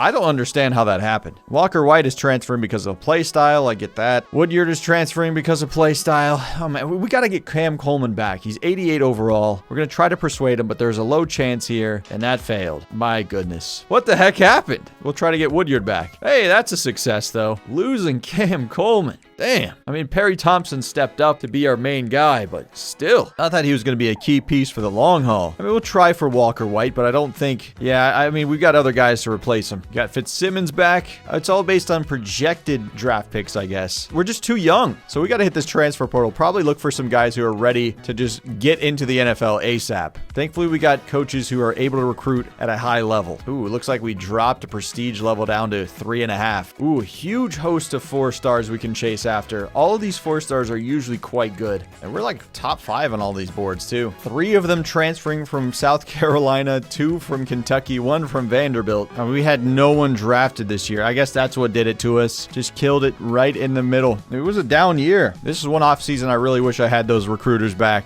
Me switching to a development strategy seemed to be backfiring right now. Unable to compete with these top programs. Wow, 99 strength, 96 tackle. Jordan Phillips would be amazing. We're getting some of these 3-stars at least. Yeah, there we go. A lot of these 3-stars were gems too, so I'm at least hopeful about their development. So many 4-stars we're missing out on in the transfer portal. It's all up to this. Who are we going to get out of this bunch? Got the 3-star strong safety. What about some 4-stars? We got another middle linebacker. Is that it? Oh my goodness. What a disappointing recruiting class. Oh my goodness, we finished 27th, which for the SEC is not great. We only had 12 3-stars, 3 5-stars, 2 4-stars. So, I mean, at the high end, we're getting some great players, but Georgia's bringing in 25 4-stars to put it in perspective. Most of these SEC teams at the top end are bringing double-digit 4-stars in. I don't think we got a single 4-star in the transfer portal right there. At least we got some players for the future. Tydo Willie's going to be amazing. Do we have anybody else with elite dev trait? Yes, we do. Cam DeBeer. Nice. 3-star coming in clutch. We have a ton of athletes though, so I need to move these guys around. Pretty sure James Smoot is going to be a running back, but it says he could be a fullback. Not that we need that. We already recruited one. Yeah, just go to running back, champ. Darren Timms, 90 strength, decent pass block, decent impact, lead block. Are you more of a tight end? Can you catch? It says he can play defensive tackle. Either way, he's not a high overall. Oof, massive upgrade in the offseason. Oh my goodness, what an upgrade for Sam Isdaner. So he doesn't even have the elite dev trait. He's got the star dev trait. Seems like he's close to his skill caps on a lot of things. Up to 90 overall. He just won the job in the offseason. Moses Sullivan, the one with elite, barely did anything in that offseason. That is kind of surprising. Where did the XP go, mate? Do we put Holden Gerner as a starter and trying to develop him a little bit more before he graduates? I don't know. This is kind of a mind game. I've never really had a situation like this where half my team is all like pro potential related. Jeremiah Cobb up to 99 ball carrier vision. He's up to 89. So maybe he gets drafted. Perry Thompson, 87. Slight boost for Larry Byard, who's developing his physical abilities. Elton Officer up to 86. Micah Riley, 87. Actually, our whole entire tight end room had a nice improvement. Offensive line's looking sharp. A lot of 80s out here. Defensive line, 82. 90 for Keldrick Falk. All right, he might be a draft pick. And he's got platinum physical abilities. There's a small chance some of these guys get drafted. Alex McPherson, I feel like he's got to be at this point. He's the best kicker out there. Gentlemen, I got some terrible news. We lost an entire season of this rebuild. The Elgato recording software pooped out on me. Several hours of work vanished in an instant. And unfortunately, we do not have great historical stats in this game, so I can't tell you like the box score of those games or anything. And my memory's pretty terrible. However, we do have the coach contract screen, so I can show you what our record was that season. We finished 10-3. We missed the college football playoff, and we won the Texas Bowl. Who did we play? I recorded that like a week ago. I don't remember. But we also missed out on all of the recruiting cycle, all of the guys who got drafted even. So I know it's a huge time skip and it's probably going to be confusing, but I'll update you where we're at right now. We had a pretty dang good year finishing 10-3, so we had a lot of hype coming into the season. We're currently a 4.5-star prestige team, starting the year at number 8 in the country. So Holden Gerner ended up getting drafted. We started him last season to try to get his draft stock up, and it worked. I believe he got drafted in the 3rd round, but we have no proof of that. Going into the season, we had a lot of guys on the fence because our pro potential was so low. Like Moses Sullivan, the elite dev trait quarterback, was about to be on his way out amongst many other players on our roster. So we force-fed the ball to Jeremiah Cobb, Holden Gerner, and all of our senior wide receivers. I think that paid off for us. Jeremiah Cobb got drafted. Holden Gerner got drafted. Sam Isdaner had a terrific offseason again. So he's up to 90 overall, actually, with the coaching boosts. And we also got some pretty good freshman quarterbacks as well, which we didn't really need, but I was just kind of getting those guys just in case we had some players leave. We got this 5-star quarterback with elite dev trait, Lane Shore. He's got unlimited potential, 95 throw power, 92 agility, 91 change of direction. He's an amazing scrambling quarterback. He's got 90 speed, 96 acceleration. It's one of the most talented quarterback rooms I've ever seen. We're rolling with Sam Isdaner this year, though. He's the one who's developed all the way to the top of his ceiling, basically. He's maxed out his accuracy, so he's got 95 throw on the run, 91 deep throw accuracy, 90 throw under pressure, 96 short short, 84 medium. So I don't really think he has a weakness in any area of the field. 93 throw power, which is more than enough. His quickness is a little bit lower, but I mean, 84, it's still pretty good. He's got 89 break sack. Like, he could be a Heisman candidate this year. Moses Sullivan did not develop too much in the offseason, but he was redshirted, so maybe that played a factor into it. But he didn't even do anything in his sophomore year either, so maybe he needs some playing time to actually develop. He looks insanely athletic, so I think I want to mix him in a little bit on some option plays or something. I feel like it'd be silly to not use his talent at some point in this video. Of course, we got some transfer portal players. We got this 4-star Cole Tab. I don't remember which team he came from, but maybe somebody recognizes him from real life. He's a receiving back with 99 agility, 99 change of direction, which is pretty awesome. Avery Fitzsimmons has about hit his skill caps at 81 overall. Biggest change in our running back room is Sean Sexton. Hell of a name, 5-star elite dev trait. So I think we got to mix him in right away. He's definitely our fastest player at 96 speed. And he's already got some abilities right from the get-go. So I'm excited about his future. I feel like we got to get him a different number than 34 though. I just feel like that's not an elite number. How about 28? That feels more appropriate. Perry Thompson is now a senior with 99 speed, 99 acceleration. He's got the platinum takeoff ability. Larry Byard has developed a lot of different abilities. Silver in 3 different categories, double dip, takeoff, and layout. Of course, he's had that 99 speed from the get-go. Bryce Kane, I mean, he's just fully focusing on his physical abilities. Platinum takeoff, platinum recoup, gold shifty. So you got to get him on the field. That's just so cool. We got Narell White from the transfer portal. He's got 97 speed. So once again, like, we might have the fastest receiver core in all of college football. Got another 5-star player here, Quincy Nunn, true freshman. So he's going to be playing right away. He's fast, good hands right from the get-go, platinum clear-headed, and that elite tight end, Elton Officer, still kicking over there, 86 overall. And I actually moved this quarterback recruit, a 5-star quarterback that we used to have. I moved him over to tight end because he only had an impact dev trait, and he's developing in the background nicely as well. His run block is up to 82. Offensive line is looking very strong. Got an 89 left tackle. Warren Bostic coming off of his redshirt season. He was that 5-star tackle that we got. Only impact dev trait, so I wonder when he'll get on the field. But left tackle with 99 strength is a good sign. 96 pass blocking footwork, 97 lead block, 91 impact. DeAndre Carter, the 3-star, has developed tremendously.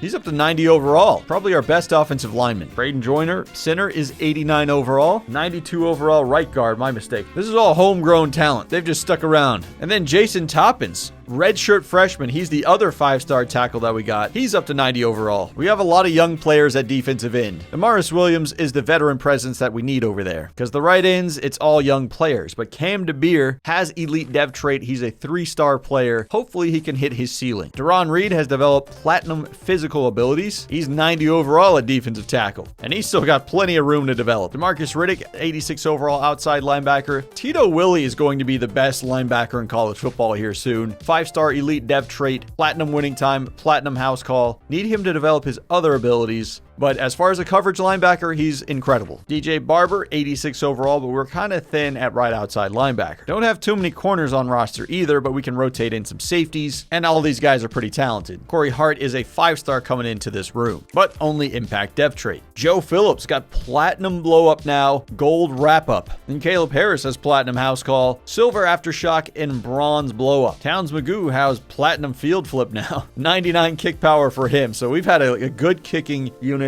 every year of this rebuild. This team has the potential to go all the way this season. We just have to see if they can do it in these simulations. Surely this team is strong enough to start out 4-0, and then we can jump into this Texas game maybe. But of course, playing in the SEC, you're going to have a tough schedule. We got Tennessee and Alabama this year. But a lot of home games that we could win. LSU, Florida, 4-game road stretch there for a little bit. Oof. Ooh, championship contender is A+ now. Number 3 in the country in that ranking. Now let's go. We got more upgrades for James Toomer. Let's just get the level 4 of these tactician upgrades. Offensive line, they get the catch and traffic boost, and we're going to get the pass block power and run block power boost. How did Sam Isdenter go up even 2 more overall in just 1 game? Hey, we got a 5-star right end already. 4-star right end, so our defensive line is going to be looking better in the future. Oh, it's all going to be a lot better because we got a 4-star defensive tackle as well. All in the same week. We did start 4-0, and now we got Texas on the schedule. We are the number 3 team in the country, so we've got a great start to the year, but our toughest games are are still ahead of us. Oh, man, yeah, Sam is playing up to his overall. 1,000 yards already through 4 games, 10 touchdowns, 2 interceptions, 68% completion percentage. He's even got 4 rushing touchdowns, leading the team in that area. Bryce Cain's leading us in receiving yards. Not surprised. He was dominant last year as well. Yeah, every week I check, Sam is improved. 91 overall as his raw overall, and we give him a 2 overall boost. Doesn't have many skill caps left. His IQ is maxed out. Throw power could be next. He's hit his maximum physical abilities. Looks like he's going to focus on his health. He's got 81 injury. This is the first one we're actually going to jump in and see how they do on the field. And we are taking care of business. My goodness. Is this a team of destiny? 20-3 over Texas. Yeah, no need to step in. We are absolutely spanking them. 41-11. My goodness, the team came to play. Maybe Sam is the promised prince. He has been balling early on in the year. 4 touchdowns in this game. 3 in the air, 1 on the ground. Just taking all the touchdowns. He really wants his Heisman. 4-star middle linebacker, 4-star right end. We are on a roll in recruiting as well. Everything is going right for the Auburn Tigers with this hot start. It's early, but we got a top 5 recruiting class at the moment. 1 5-star and 4 4-stars in this young season. Add another 4-star. Make it 2 more. 2 offensive linemen joining the team. Efficiency from Sam Isdaner this year. 13 touchdowns, 2 interceptions, 1,200 passing yards. He's also added 5 rushing touchdowns, so he's just stealing all of them for himself. Oh, we got game of the week here against LSU. We had some pretty easy games leading up into this point to be 5-0, but this one's going to be a true test. We're actually the better team on paper, and we get the home field advantage, so a lot going our way. Just like we have been doing, only going to jump into the 4th quarter, no matter what happens in this first half. Oh, we did get a touchdown and a 2-point conversion to cut it to a 3-point game, and this is where we're going to be jumping in. Oh, Stadium Pulse is not there. It's a rain game. The fans must not be in it, but our defensive line is. Deron Reed with those platinum abilities making an impact. We got 2 impact linebackers. This is big.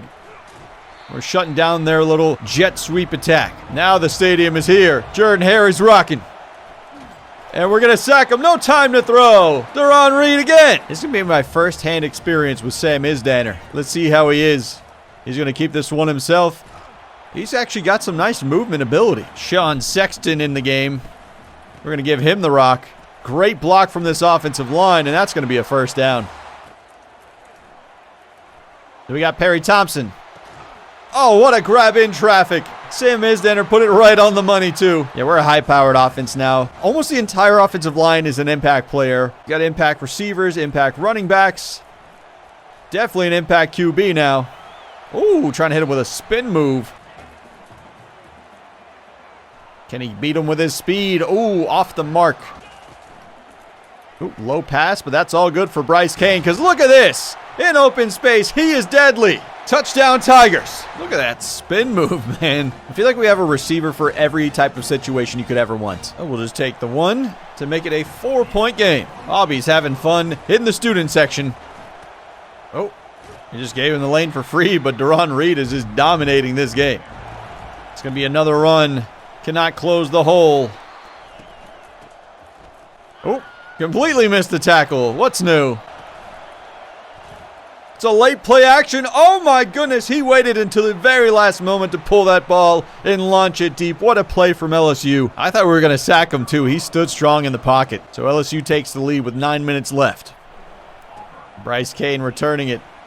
Where's those blocks? My gosh, he is shifty. I'm so blessed to have an offense like this. The juke moves. We're just bullying him up front. Establishing our will against him. Oh, terrible pass. I'm not sure what happened, but is that pass interference? What the heck? He just didn't even follow him. That's a free first down for the Tigers. The good ones. Oh, intercepted. He broke on the deep crosser. That stinks. Bad ball. I thought we could beat him with that. They're going to continue to run it. Oh, it's a fumble. Can we get it? Yes! Auburn gets the football right back. Oh, they're blitzing. Launching it past him. Knocked away. Did not get enough air under that. Oof, hit as he threw it. It's going to be 4th down. 62-yard field goal. Are we going to line up for this? 6-mile-per-hour winds against us. I mean, he's got 99 kick power, but this would have to be an impossible kick. Not exactly the most accurate ball, but he has maximum power. Oh my goodness, we're talking about inches. He could have hit a 62-yard field goal with wind going against him. When you got a kicker with that strong of a leg, you got to take a chance, and he was very, very close. This is just a one-man wrecking crew up front. 2 tackles for loss for Deron Reed. But he's not fast enough to get him on that play. Nowhere to go. He's going to be sacked. The pass rush this year has been awesome. Quick jump platinum ability for DeMarcus Riddick. Everybody seemed to be developing in the offseason, and that's really pushed this team to a whole new level. Shanked the punt. The weather had to have a factor on that. Elton Officer in rhythm. Oh, quarterback got hit, and he coughs up the football. They've got a return lane. LSU is going to take it back to the house. We tried to run the RPO on him again, and they covered it up perfectly. 28-18, 4.5 minutes to go. We got to score quick. Our star quarterback has turned the ball over multiple times. Do we have him? Oh, not enough arm strength underneath that. But we're fighting for it. Perry Thompson comes down with it, putting the team on his back, keeping him in the game. That could have been intercepted and going the other way. Bayard, not much room to run, somehow turning that into a positive gain. Stop it. Catch it. Perry Thompson, such a good leader. He's got the blocks, and he's definitely got the speed. Bryce Kane into the end zone again. He is so good at his niche role. It is amazing. Towns Magoo puts it through, so it's a 3-point ball game now. We just got to get a stop. They're trying to run the clock out, and we're not going to let them. 3rd down. They are going to throw it. Oh, but he's going to drop it down to his running back, and we're going to tackle him in the backfield. Auburn's going to get the football back. No, we don't need to block it. We just need to get possession of the ball. Narelle White's got a lot of time to return this. He's got blockers. Narelle White down the sidelines, up to the 40. So we're close to field goal range already, but we want more than that. Let's start this out with a run. Get a couple. Get closer for him. Towns Magoo has a very strong leg. We've already seen him attempt a 62 and just barely miss it.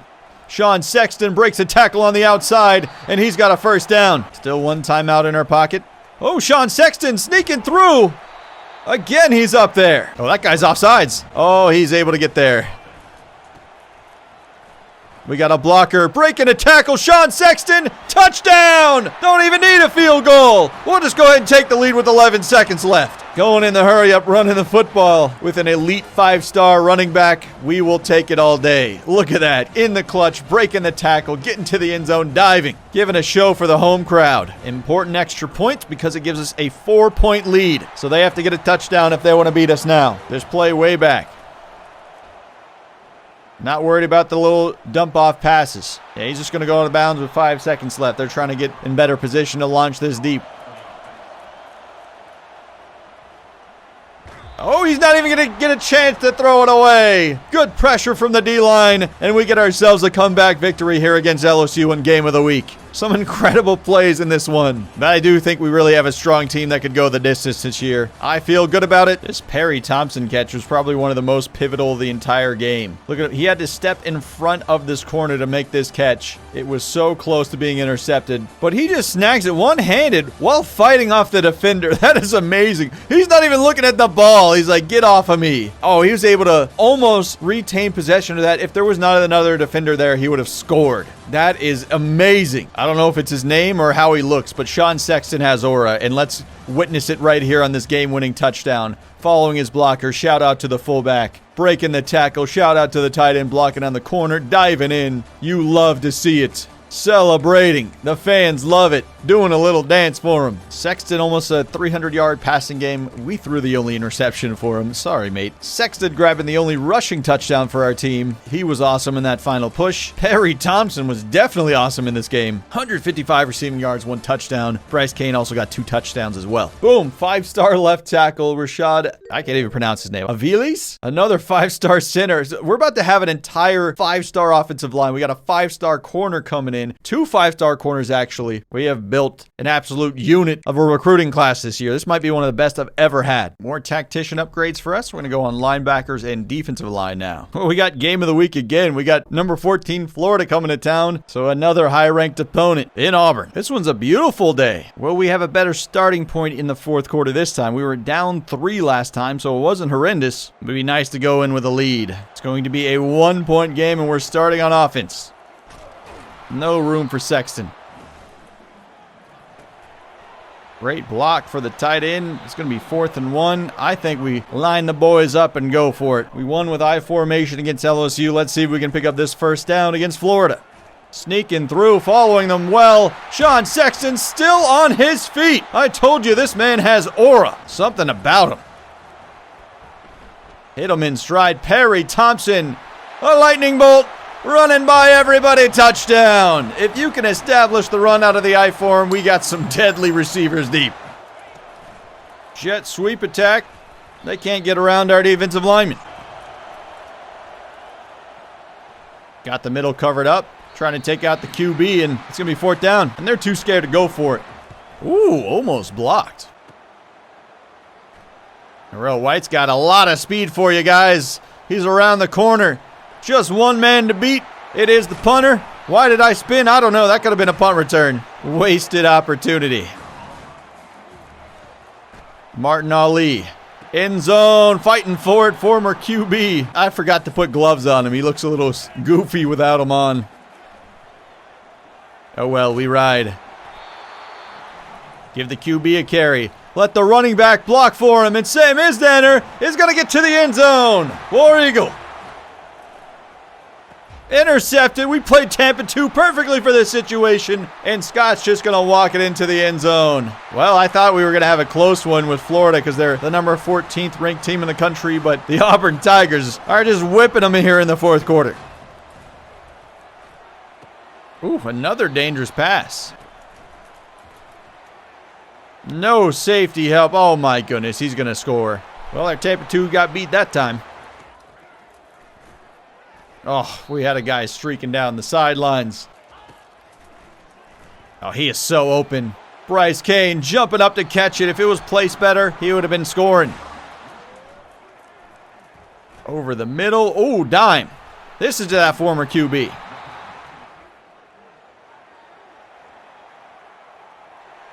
I will take that. Oh, Perry Thompson thought there was more guys behind him because he's falling over. Way to keep the play alive, Sam. Oh my gosh, Sam is trying to get into the end zone again. Oh my gosh, anybody could have walked in for that touchdown. The offensive line gave so much room to run. I'm just going to play offense the rest of the way. We have such a big lead. I want to use my other quarterback. We haven't seen Moses Sullivan one time in this video, and that feels like a shame. Moses and Sexton. What a combination. Pitching it away, but it's on the ground.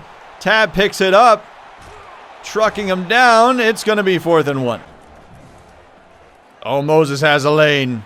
Moses has a big lane and a huge block from Perry Thompson. It's going to be a touchdown for Moses Sullivan. My goodness, he has got that speed. That is a glimpse of what could have been if he was the starter this year. So we grab yet another victory in the game of the week. This one was a breeze for us. Undefeated at this point in the year feels good. So we've done our job at a lot of our home games, but we still got some tough road tests ahead. So the job's not done. Another 4-star. Give me 2. And we unlock Scheme Guru, which I will definitely utilize. Oh my gosh, this is our 3rd high-ranked opponent in a row. We're the number 1 ranked team in college football. Top 10 battle, but we're on the road here. They just beat LSU in a close one. We're one of the few undefeated teams left in college football. Not sure why USC isn't ranked higher if they're undefeated. Not sure how that works at all.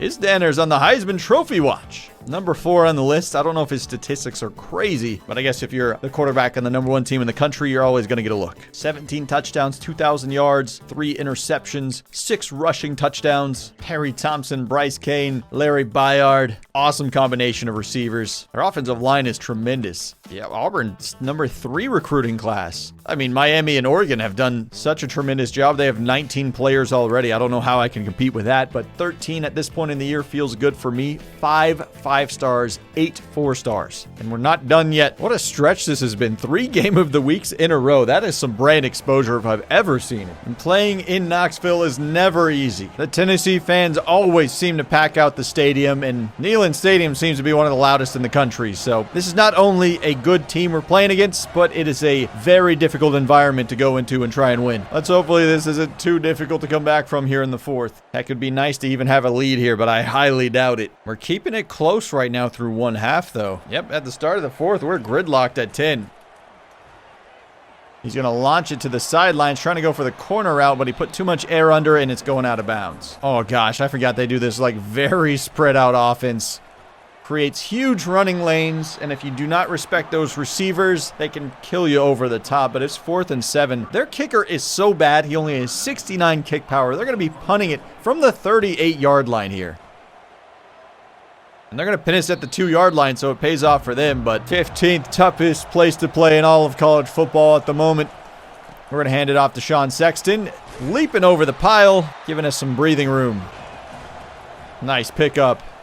Turn it upfield, Sexton. First down. Keeper for the QB, but oh my goodness, he gets blown up. Tennessee's going to fall on it. I think this play is broken because the right tackle never seems to notice any of the defenders left or right of him on this play. It makes me want to never run it, especially when I have a quarterback who's prone to fumbling like that. Maybe that's on me for just calling the play in general. They got to be running it here. Yes, and we shut it down.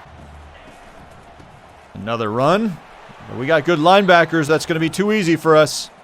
Oh, they try to go play action on 3rd down, and that's going to be a sack. But this is within range, 19 yards away. Their kicker does have the leg to make this one. Oh, the accuracy was a little suspect, but he gives the lead to the Vols. Again, it's going to be a keeper for the QB, protecting the football this time. No fancy stuff. Holding down that right bumper. Oof, blitz got to me. I can't even hit a drag route on that one. It was only a 4-man rush. Somebody got beat bad then. Bad throw. I mean, why even go to that route? He should be open if Bryce Kane can haul it in, but the defender over there is just going to be able to adjust. Bad possession for the Auburn Tigers. Oh, he breaks the tackle, slipping through, and that's going to be a first down for the Vols. It is another run. Oh my gosh, good vision. Able to bounce it in. Into traffic one-on-one in the man coverage, and he's able to win. Does he have a guy open? He's dancing around the pocket, but he's not going to do it forever. Deron Reed's going to get the sack. We needed a big play like that. Oh, play action or read option, whatever they were trying to do right there. So 3rd and 23. Let's back it up. Nothing over the middle. In fact, he's not getting anything at all. He's going to be sacked. Is that Deron Reed Jr. again? Sensational season he's having. That's his 2nd sack of the drive. This punter is on one. Oh my gosh, he's going to down us inside the 10 again. He is. Ooh, Sexton's got a lane. Give him a stiff arm. I'll take 7. Give him a chance. Perry Thompson. No, not able to thread the needle on that. If only threw it a little bit farther. Got to get out wide. Got to get out wide. And he does. Good running. 3rd down. Bryce Kane is cold. Tight end beat his man. In traffic. Hauls it in. So many big-time catches in this video. Tight ends and receivers stepping up to save the day. Keeper for the QB if he can get some blocks. He's always making me nervous on those. We're bringing in Moses. And this is why, because he can outrun these guys. Getting around the corner. He's got great carrying, too, so I'm not worried about the fumble. Again, it's a read for the QB. He's got blocks. He's breaking tackles, and Moses is in the end zone. I'm telling you, we got superstars up and down this quarterback room. Why not use them all? What a coaching decision that is. The 2 QB system, don't hate on it. Sam might be a better thrower of the football at this moment, but he's definitely not the better runner compared to Moses. Good coverage from everybody. He's going to have to check it down. Oh, wide open. He found the opening. Their dang formations are just so creative. I mean, look at this. How do you even begin to attack this as a defense? Oh, my God. Yeah, he cooked me on that. And Tito Willie's the best coverage linebacker in college football. That's not open. Don't even try to test it. We don't have a massive lead here, only 4 points, and we know they have a bad kicker. He's just going to go short. Good read again. Got that covered up. Tito is there, hitting the QB. Watching the short stuff. Oh, quarterback, we missed him. On 4th down, they're able to convert because I can't make a tackle in open space. Oh, able to dodge the tackle. They're at the 2-yard line. We're going to have to start thinking about some timeouts. Oh, we sacked him. That's a big time play. I'm going to call a timeout. Oh, it's a screen pass. Floating it to the end zone. Oh, he almost had him. They have to take a shot at the end zone. 4th and 7, game on the line. He doesn't look open, and it's not because he's going to be sacked yet again. Malik Blockton. And they only have 1 timeout remaining. Just protect the football, and we got this one, lads. Just holding on to it, staying in bounds. Oh, that one went out of bounds. Oh, we got all around the corner. Sexton protecting the football. See you later, Tennessee. We're going to steal one here in Knoxville. Whoa! That is a for sure penalty, tackling us for no reason, out of spite. Low scoring affair, but we get it done. Moses Sullivan running it in for a late touchdown. Good pressure from the D-line. Deron Reed definitely deserving of some recognition. He's had such a good season. Another 4-star right tackle. Oregon and Miami just continue to get recruits. 23 and 22 now. They're going to be out of scholarships before we know it. 24 stars is absurd. Couple more defensive linemen, both of them 4 stars. Dang it, Miami stole a free safety from us. Don't you have enough recruits there, Miami? Chill out. Oh, we jumped up to the number 2 recruiting class in the country. Oh no, our championship contender just dropped. Did we really lose a simulated game? Yep, we lost to Mississippi State on the road, and it was by a lot. Oh my gosh, so we dropped from number 1 in the country all the way down to number 10. We're still at the top of the SEC at the current moment, but if we lose to Alabama this week, we will drop a lot. Oklahoma will absolutely jump us. Great season for Sam Isdaner. 2,800 passing yards, 24 touchdowns, 7 picks, and we only got 1 regular season game left. He's also got 7 rushing touchdowns. The offense has run through him. Spread the ball around to all those talented receivers and tight ends. Looks like Sam is probably not going to win the Heisman Trophy, but still being in the top 5 is pretty cool. Ooh, Perry Thompson into the 91 overall crew. Cole Tab is 90 overall as well. Yeah, we have a lot of new faces in the 90 overall club. Whoever wins the Iron Bowl is likely going to the SEC Championship, increasing your odds of making the college football playoff, and whoever loses here might drop out of the top 12, seriously hurting your chances at the college football playoff. But they're a terrific team. 93 overall, 95 defense. We are a 94 overall team. So technically we're the better team on paper, but we always know how this Iron Bowl goes. It is always close. Thankfully for us, we do get this game in Jordan-Hare. Playing this in Tuscaloosa would make this way more difficult. Start of the 4th quarter, like I said, this was definitely going to be a close game. 14-17. Sam is going to pull this one on the read option, going to protect the football.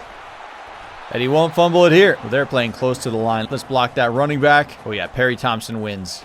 Perry Thompson wins this all day. We saw it at the line, and we had the premonition of a touchdown. War Eagle claiming the lead here in the 4th. Student section loves it, and so does Abby. Perry Thompson has become such a good leader for this football team, making big plays in every single game this season. Whoa, they try to go option, but Amaris Williams blocking out the pitch lane to bring down the QB. Oh my gosh, what a laser to get it to the receiver, diving down. He's got that platinum ability. Nobody open deep. He's going to be sacked. Throwing it into traffic, and that's intercepted. We got a lane to return this one, and a lot of space in front of us. The quarterback's not going to be able to get him. It is a pick 6 for Amon Lane Gaines. Well, that's a huge lead for us, 11 points, but there's still a lot of football left to play. Blitzing the QB, and it pays off. DJ Barber gets to him. Bouncing it to the inside, makes a good throw, but we're able to pop it out, stripping the football. Safety scoops it up. We're bringing in Moses to do a little scramble play. He's hitting the spin move. He is electric. Bubble screen is open. So Moses going to keep this one himself, and he's got a 1st and goal. I feel like you could run read option with him nonstop and win the game. He is that good. He's going to keep this one himself and walk it in. Oh my goodness. I don't know if I've ever seen a better option quarterback in my life. At least not in any of my playthroughs. so far in this video game. Keeper again for Moses. When will they learn?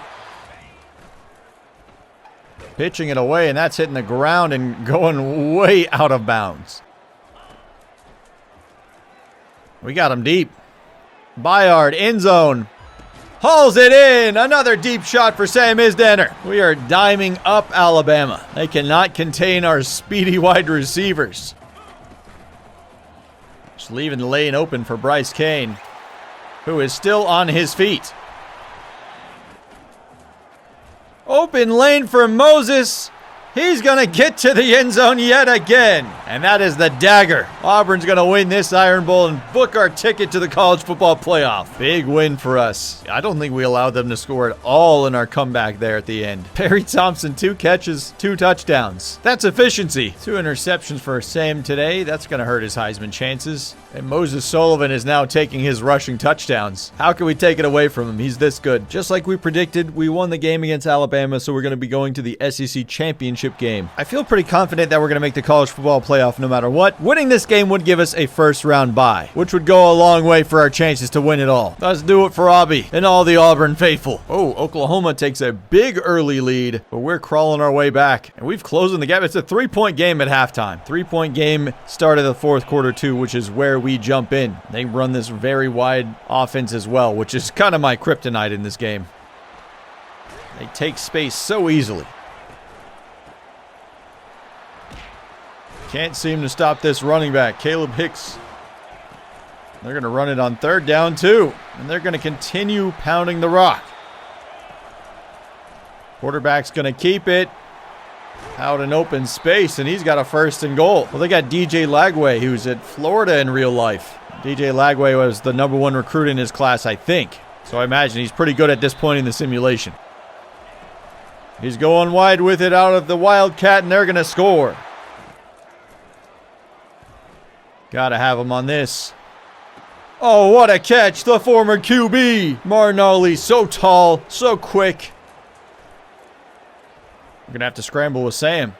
Don't do this very often. Oh, but he's got a lot of space to work. Able to slide down. His change of direction has got to be extremely high. That was so smooth. Oh, but he's going to get sacked on this play. Sit down on it, Martin. There you go. That is in rhythm with your quarterback. Oh, wow. Did not have the speed advantage against them. Got him again. Oh, my gosh. He hauls it in traffic. Martin Ali all over this drive. Bounce that in with the big fella. Touchdown. Justin Lyles, the freshman, able to pop it in for a touchdown. So now it's a 1-possession game. 4 minutes to go. We need to stop. Whoa, they're going to score in 1 play. The safeties, they bid on the run fake. Well, that's a shame. I really thought they were going to run it there. Committing to the run is just too big of a gamble sometimes. That means we need to score very quickly. Trying to lead them with it. Oh, yeah, Bayard in space. Is that a linebacker on him? That's a mistake, Oklahoma. Only took us 2 plays and we're in the end zone. We're not getting beat over the top again, I tell you that. Even if they are going 5 wide. Right over the middle. It looks like pass interference on me. Oh, he's going to make up for it with a tackle for loss on the next play. They're going to be committing to the run now. 3rd down and 10. Need the stop. Gotta have it. Surely they are passing the ball. Tito Willie in position. They are going to pass the ball over the middle. Intercepted. Barber has it. Now we need to probably run the football because we have a lot of time left. And all we need is a field goal. Let's go I formation. Oh, squeeze that up. Not a lot of progress on that one. Oh, they actually read it correctly on Moses. Not able to run around the guy. Need to get some yards here. And there's a lot of space for Moses. Can he get the corner on him? Not enough for the 1st down. It's going to be a 50-yard field goal. No win because we're in a dome. Not great accuracy, and he's going to miss it. Towns Magoo cannot come through for the Auburn Tigers. So we waste our opportunity, but we still got 3 timeouts left. Got to be committing to the run here. Defense is swarming them. 1st timeout burned. Get outside. Tackle them. We're there. 3rd down. We're ready for the pass if they elect to do that. They do throw it. He does not have a guy past the 1st down marker, so they're going to punt it, so we still got a chance. Booming punt. We're going to have no space to return it. We got to get it at the 22. Lobbing it right down Main Street. Oh, Bryce Kane had it in his hands for half a second, but it's popped out. That could have been a huge shot, but they were prepared. Haul that in for me. Oh my goodness, Martin Hawley has made some catches today. Rolling out. As far as he can throw it all the way to the end zone.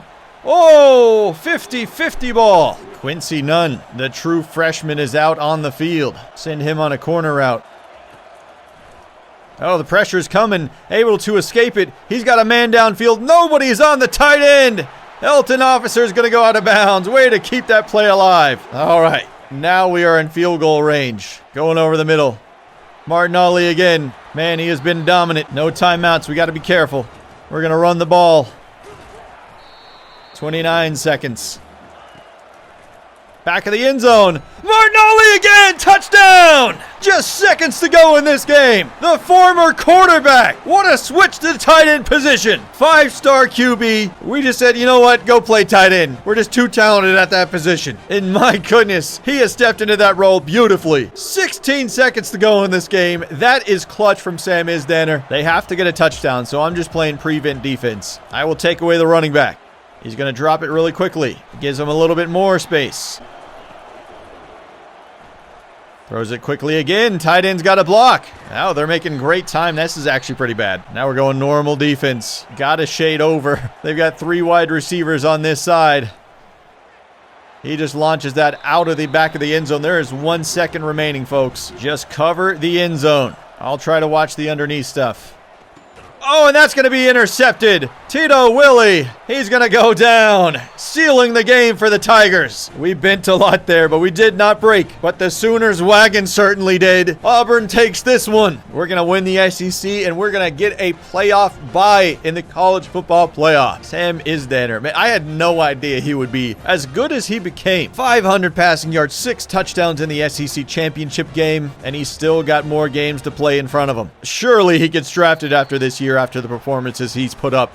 SEC championship trophy. Go ahead and put it in the trophy case. 6 touchdowns through the air. My goodness. And he had some good plays with his legs too. Keeping plays alive. Legendary performance. Bayard, almost 200 receiving yards. Martin Hawley, I think he had all of his catches there in the 4th quarter, but he was the go-to man there in the clutch moments. Perry Thompson had a few good chances. Elton Officer made a big catch. Everybody got involved in that game. More commits to the team. This is a 3-star corner, but that's all we get in this week. 4-star free safety commits right at the buzzer. Heisman Trophy is this wide receiver from Purdue, Ryan Shackelford. 22 receiving touchdowns. Big year for him. Best defensive player, Amaris Williams. 10 sacks, 10 TFLs, 42 tackles. Big year for him, too. He also wins best defensive end, as you should if you win best defensive player. Rico Walkerbin's best tight end. That's crazy because he's not even the best tight end on the roster. Tyler Scott, best defensive back. Cool. He has 5 interceptions. He got the pick 6. That'll do it. 36 tackles. Did we just clean up every award out here? My goodness. Lombardi, Amaris Williams. Well, we are blessed with 30 coaching coins, so let's go ahead and spend them. Let's get the second level of tactician, a scheme guru. I think we got to go to the discipline/communication. We got to get more efficiency on the road. That was when we struggled the most. Reducing crowd noise, and that's all we can spend at the moment. After such an incredible recruiting year, how many star and elite dev traits did we get? We got 1 star, 1 elite, an athletic offensive lineman with 80 speed, star development for this corner, star development for another corner, another star middle linebacker, elite right tackle. We are going to be blessed with talent for a long time. Star dev trait for a defensive end, star dev trait for another one, star for a right tackle. We had the bye, so we're already in the quarterfinal of the college football playoff. And look at our side. It looks like LSU, they're going to have to probably just beat Bowling Green outright, which I assume they will. And then we would play them in the semifinal if we make it, but we have to get through Kansas State, who blew out Clemson in the first round. The other side seems to be much tougher. You got USC, Colorado, Oregon, Purdue still alive, who who has that Heisman Trophy winner wide receiver. We're 5 overall points higher than Kansas State. We should win this game, but I've got to jump in just in case. At the Sugar Bowl for this one. Why are the lights so bright? I'm blinded. The lighting breaking here? Yeah, we're ahead by a lot going into the 4th. I probably will not have to jump into this game. The team's going to take care of business themselves. Oh, never mind. It's tie ball game with 3 minutes to go. Kansas State's not going to go away that easily. Or will they when we go Perry Thompson right behind him in the messed up lighting dome? Probably would be wise to run the football in this situation. Indeed. But no timeouts from Kansas State. We'll take this down as far as we can. I feel like that's the wise thing to do.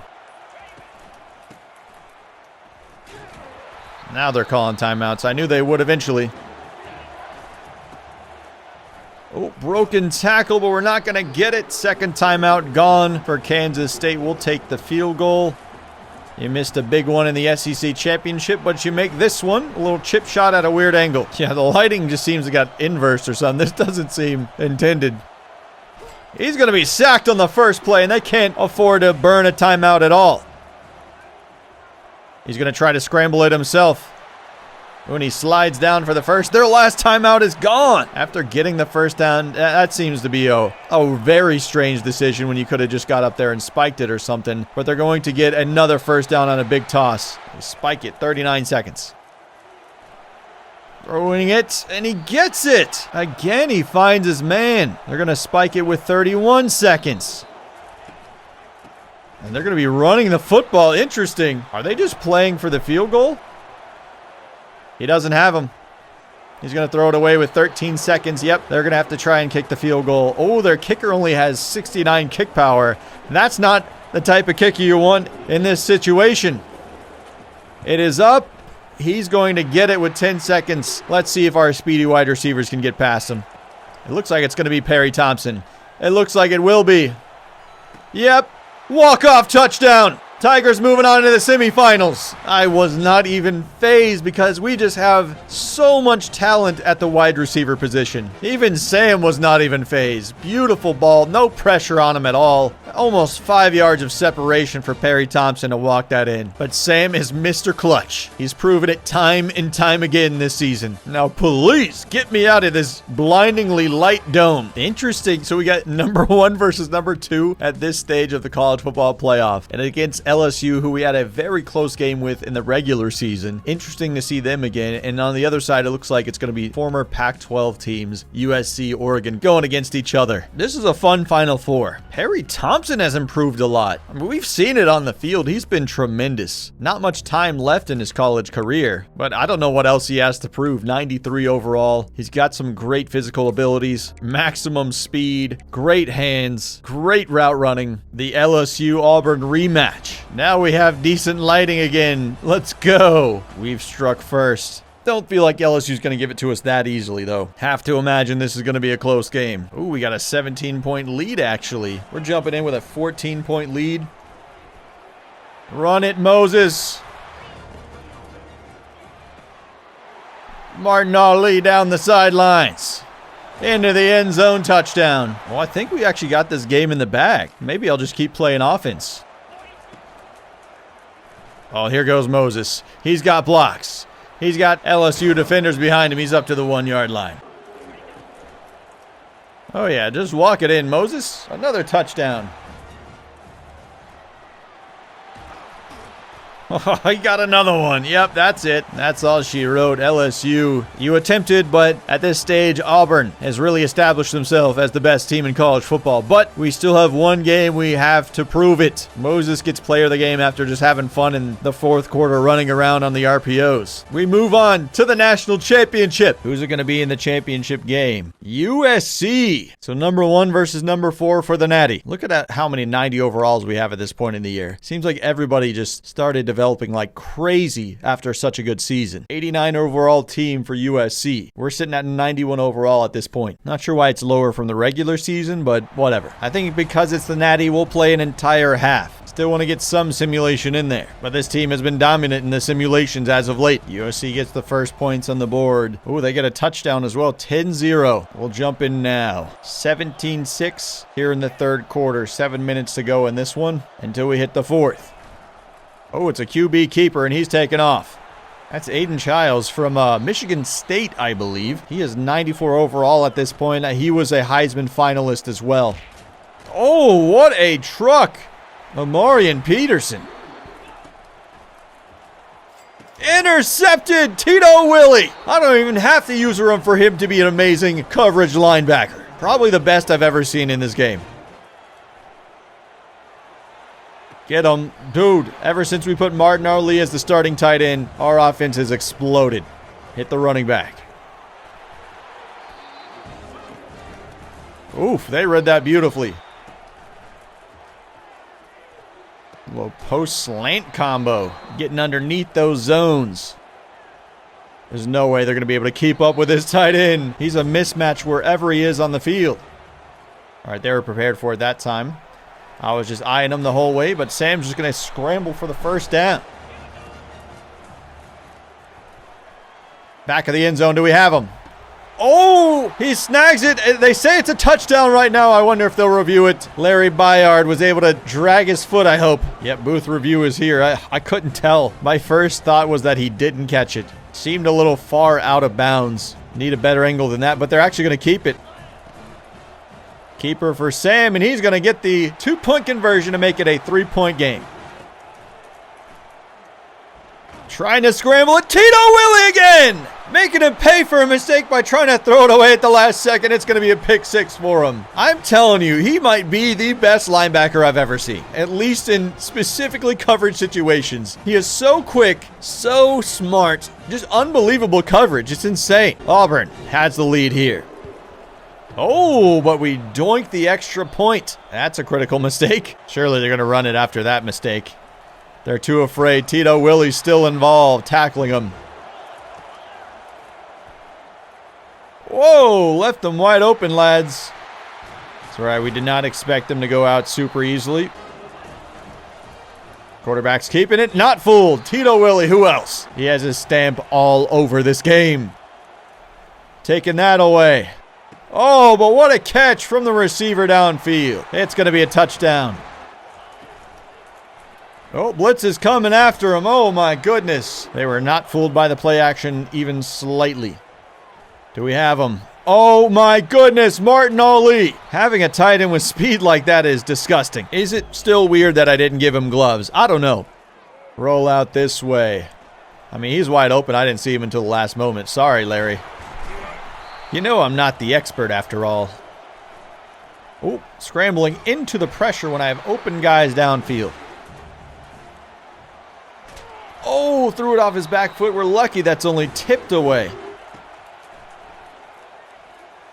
Oh, we had him. Just not a clean pocket to operate. We're going to have to try a field goal from this distance. No fear by Towns, but it's getting close. Oh, it boinks off the left bar and in. Backboard still counts. Wow, that was close. Jeez, that was some great blocks for him. I can tell they got an all-around team. Maybe not as good as ours, but they're definitely an issue right now. No one's open. He's going to get sacked. Oof, this is going out of bounds. Right at the 5. What a punt. Yeah, coach suggestions are just saying run the ball. Too afraid to drop back to pass. 2 yards, I guess, is enough for him to get confidence again. We're going to scramble with Sam. Create some space. Trying to slide, but he ran into traffic. Think I got him. Oof, he overthrew Perry Thompson, which is hard to do. Oh, that's a laser. Bryce Kane in stride. I love the double post concept. Just seeing the safety panic of him, which one he's going to follow. Over the middle, going to hit my tight end, who's just been incredible in this postseason run. A lot of space for Bryce Kane, but they got athletes too. They're able to close it up. Bring in Sean Sexton. Let him run for it. Oh, he stopped 1 yard short. I guess we just go ahead and take the lead here. Right down the middle. Still 5 minutes to go in this game. 3rd and 2. They're going to try to run it. Got great blocks. He's going to get it. They got to be going run. He got the perfect blocks. Oh my lord, he's going to go all the way. USC is going to take the lead off of that run. You know what's crazy? We guessed run up the middle too. That lane just parted wide open, and Tito Willie's not a good run stopper. As good as he is stopping the pass, his block shedding is pretty poopy. We got a long way to go. 3 minutes to try and get the lead back. We need a touchdown. Oh my, and they're stopping that I formation game. And they're stopping the drags. Hit him in stride. Larry Bayard in the short crosser with a great block from the tight end to get us the first down. Got him over the top. Nice. I like that route combination. 2 crossers. Perry Thompson again. He's just a route maestro. I want to bring on Moses. Oh, he played that well. Need a touchdown, Moses. He's going to keep this himself and scramble following the blocks well. He breaks off the tackle, Moses. What a sensational run. Now we're going to try to go with a jet sweep to take the lead. We're at the 5-yard line. Bayard going wide. He's got the blocks. Block again from his running back, and we're in the end zone. He's so calm about it walking to the sidelines. Oh, he goes straight for the QB, and he's not able to escape it, so we only have a 1-point lead. The drama. He doesn't have him, so he's going to check it down. Great tackle in open space. They spent a lot of time on that play. Quickly throws it on the crossing route, and they make a lot of ground on that play. I got to be more aggressive than that. He's going back to him. I didn't think he would go there. They got to be pretty close to field goal range. Can't give him an inch. Across the middle, he throws this one out of bounds. 3rd down. They still have quite a bit of time, though. Need a stop. This one's out of bounds too. 4th down. Can you feel the drama? So much on the line. They're calling drag routes, and he's going to be sacked. That's going to do it. When we needed a big play, when we could not bend anymore, the defense stands up, sacks the opposing quarterback, and we're going to win the national championship just like that. Sam Isdaner running on the field, even though he was just kneeling the ball. Heart-pounding games in this video, but we make it all the way to the end. Incredible playoff run, including a walk-off touchdown and a 1-point victory like that where we score with just seconds remaining. Aubie loves it. His tail's in the front, making it a little sus. Because once again, your Auburn Tigers are national champions. And you know, when this video started, it was looking rough. Season 1 was painful, losing way too many games, way more than we should have, but it was all worth it to build for the long haul, to raise the national championship trophy. Look at the team celebrating. So Sam Isdaner was the promised prince, the man to lead the team to the promised land. Pumping his fist, celebrating. Feels good to win the national championship now. Every time I do these videos, I like to see what the team is like 1 year later. So I'll simulate, show you how the team is doing, who gets drafted, and all that good stuff. Because I know you're probably curious. Pro potential is now A+. It jumped up even farther. Was that 2027 national champs, but we saw the patch. 2028. Started off 4-8 in a terrible season. I kind of built us the wrong way, but then we were able to bounce back 9-4, 10-3 with a Texas Bowl victory, and then finally we got our national championship in year 4. Darren Reed's expected to be a 1st-round draft pick, as he should be. He was sensational this year. Perry Thompson in the 2nd round, Dylan Cinda in the 2nd as well, Braden Joyner in the 4th, Cole Tabb in the 7th, and then Vic Burley in the 7th. So I guess Sam Isdaner's not done yet. He wants to keep playing college football. Oh, we actually had more players drafted than we expected. So Darren does go in the 1st, Perry does go in the 2nd, Dylan goes in the 2nd as well, Braden goes in the 3rd, Cole Tabb in the 6th, Vic Burley in the 4th, Wilford in the 7th, and then J.C. Hart in the 7th. And would you look at that, after the transfer portal, we ended up with the #1 recruiting class in all of college football. Just barely beating out Georgia. 5 5-stars, 24 stars, 2 3-stars. That's the best recruiting class I've ever had in this game. This team is set up for success for a long time with how many star and elite dev trait guys we got here. His transfers are pretty dang good right from the get-go too. So after the offseason training results, Sam Isdaner came back even stronger. Stronger arm, 95 throw power, so I guess coming back for 1 more year of college football was a good choice for him. Or he actually could play for 2 more years, so he could end up being one of the greatest college football quarterbacks to ever do it by the end of his run. For whatever reason, Moses Sullivan is not really upgrading much. I'm not sure what he's focusing on. Is he not getting enough points? Not sure, but he's already amazing. Lane Shore is faster than Moses now. 93 speed, 98 acceleration, 99 agility, 99 change of direction. Yeah, I mean, if we kept playing this series, these guys would be disgustingly good. Sean Sexton finally hit his first offseason, so he upgraded like crazy. He's going to be one of the better running backs in college football. As he should. He's got that elite dev trait. Receiving core is still disgusting. Bryce Kane, 3 platinum abilities now. My goodness, he better get drafted. Malcolm Simmons, 99 catching. We barely even saw him in this video. Elton Officer, 94 overall. And I moved this athlete that had 80 speed, the true freshman. Said I could move him to tight end and he would be 85 overall right from the rip. He can't catch at all, but he can develop that over time. Starting with 3 platinum abilities, I think that's pretty dang good. Offensive line is disgusting at this point. 292 overalls, 380s in the middle. We're just loaded with pass rushers too. Inside, outside, doesn't matter. This team might win back-to-back in the simulation. Tito Willie, 94 overall. He can stop the run. Well, his block shedding's still low, never mind, but he's still got a great tackling ability. He can rush the passer, awesome in pass coverage, incredible speed. One of my favorite players I've ever used. Simming to week 15, seeing how this team does in the regular season. Yeah, this team is disgusting. 12-0 in the regular season, headed to the SEC championship game. Sam Isdaner wins Player of the Year. Almost 4,000 passing yards, 49 touchdowns, 3 interceptions. And of course, he wins the Heisman Trophy too. That'll definitely get the NFL scouts' attention. I mean, he won the national championship in the previous year. He's raking up all the awards. Tito Willie, best linebacker, as he rightly should. They made it to the college football playoff once again, and they got a matchup against 2 undefeated teams, Georgia Tech and Auburn. I gotta jump in and see this, but I mean, we're 6 overall points higher. They should win this easily. All right, this is crazy. This team has been going back and forth. I've been jumping in, playing only the offense, but Georgia Tech keeps responding. 52-52. So I guess if we want to repeat, we just got to launch it deep, but I feel like at this point in the rebuild, we're going to be able to do it with some 4 verts. We got the green light everywhere. And Sam Isdaner, Heisman Trophy winner. He's done this before. He's taking a hit on this one, had his tight end open. Got him. Oh, no, he doesn't. Now he's got him deep. Bryce Kane, wide open. Did we just run it down? Yep.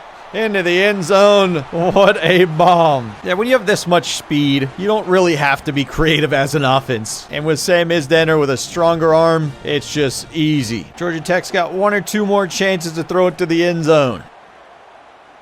Make that one last chance.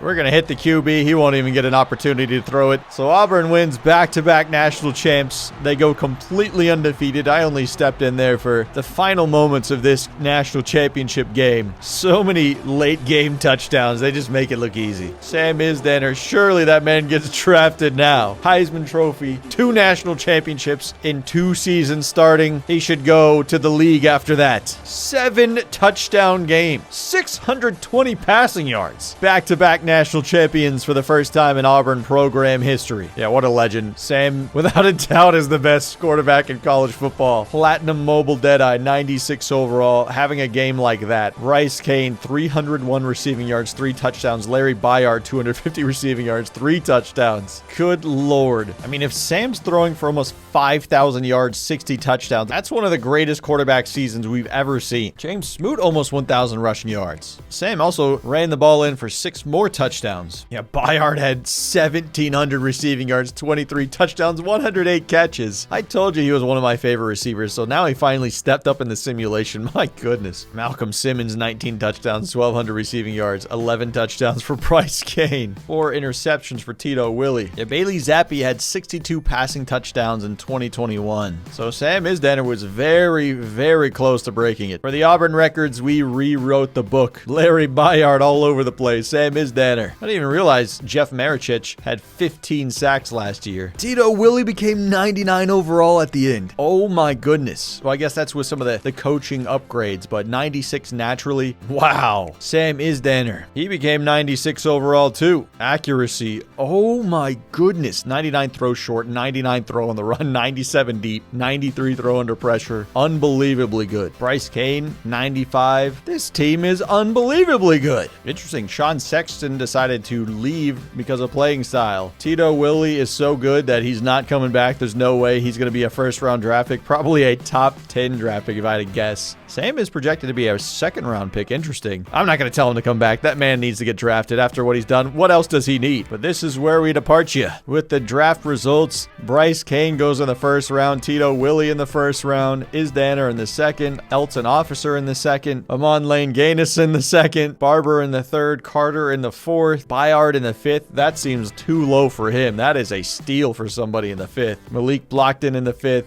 Joe Phillips in the fifth, Jordan Johnson-Rubel in the fifth, Edric Houston in the sixth, and Amaris Williams in the seventh. Freaking loaded class. But that is where we leave you. So the team was even better when I was hands off. But that is Auburn rebuilt to a powerhouse in college football. Hope you guys enjoyed this video. Let me know who I should rebuild next, or if I should do some kind of wacky rebuild outside of a traditional team. But anyways, I just want to say thank you guys so much for watching. You're all legends in my book, and as for me, I am Drew Morris, Big Ol' Drewski, not the expert. And I'll see all you guys in my next video. Peace and War Eagle.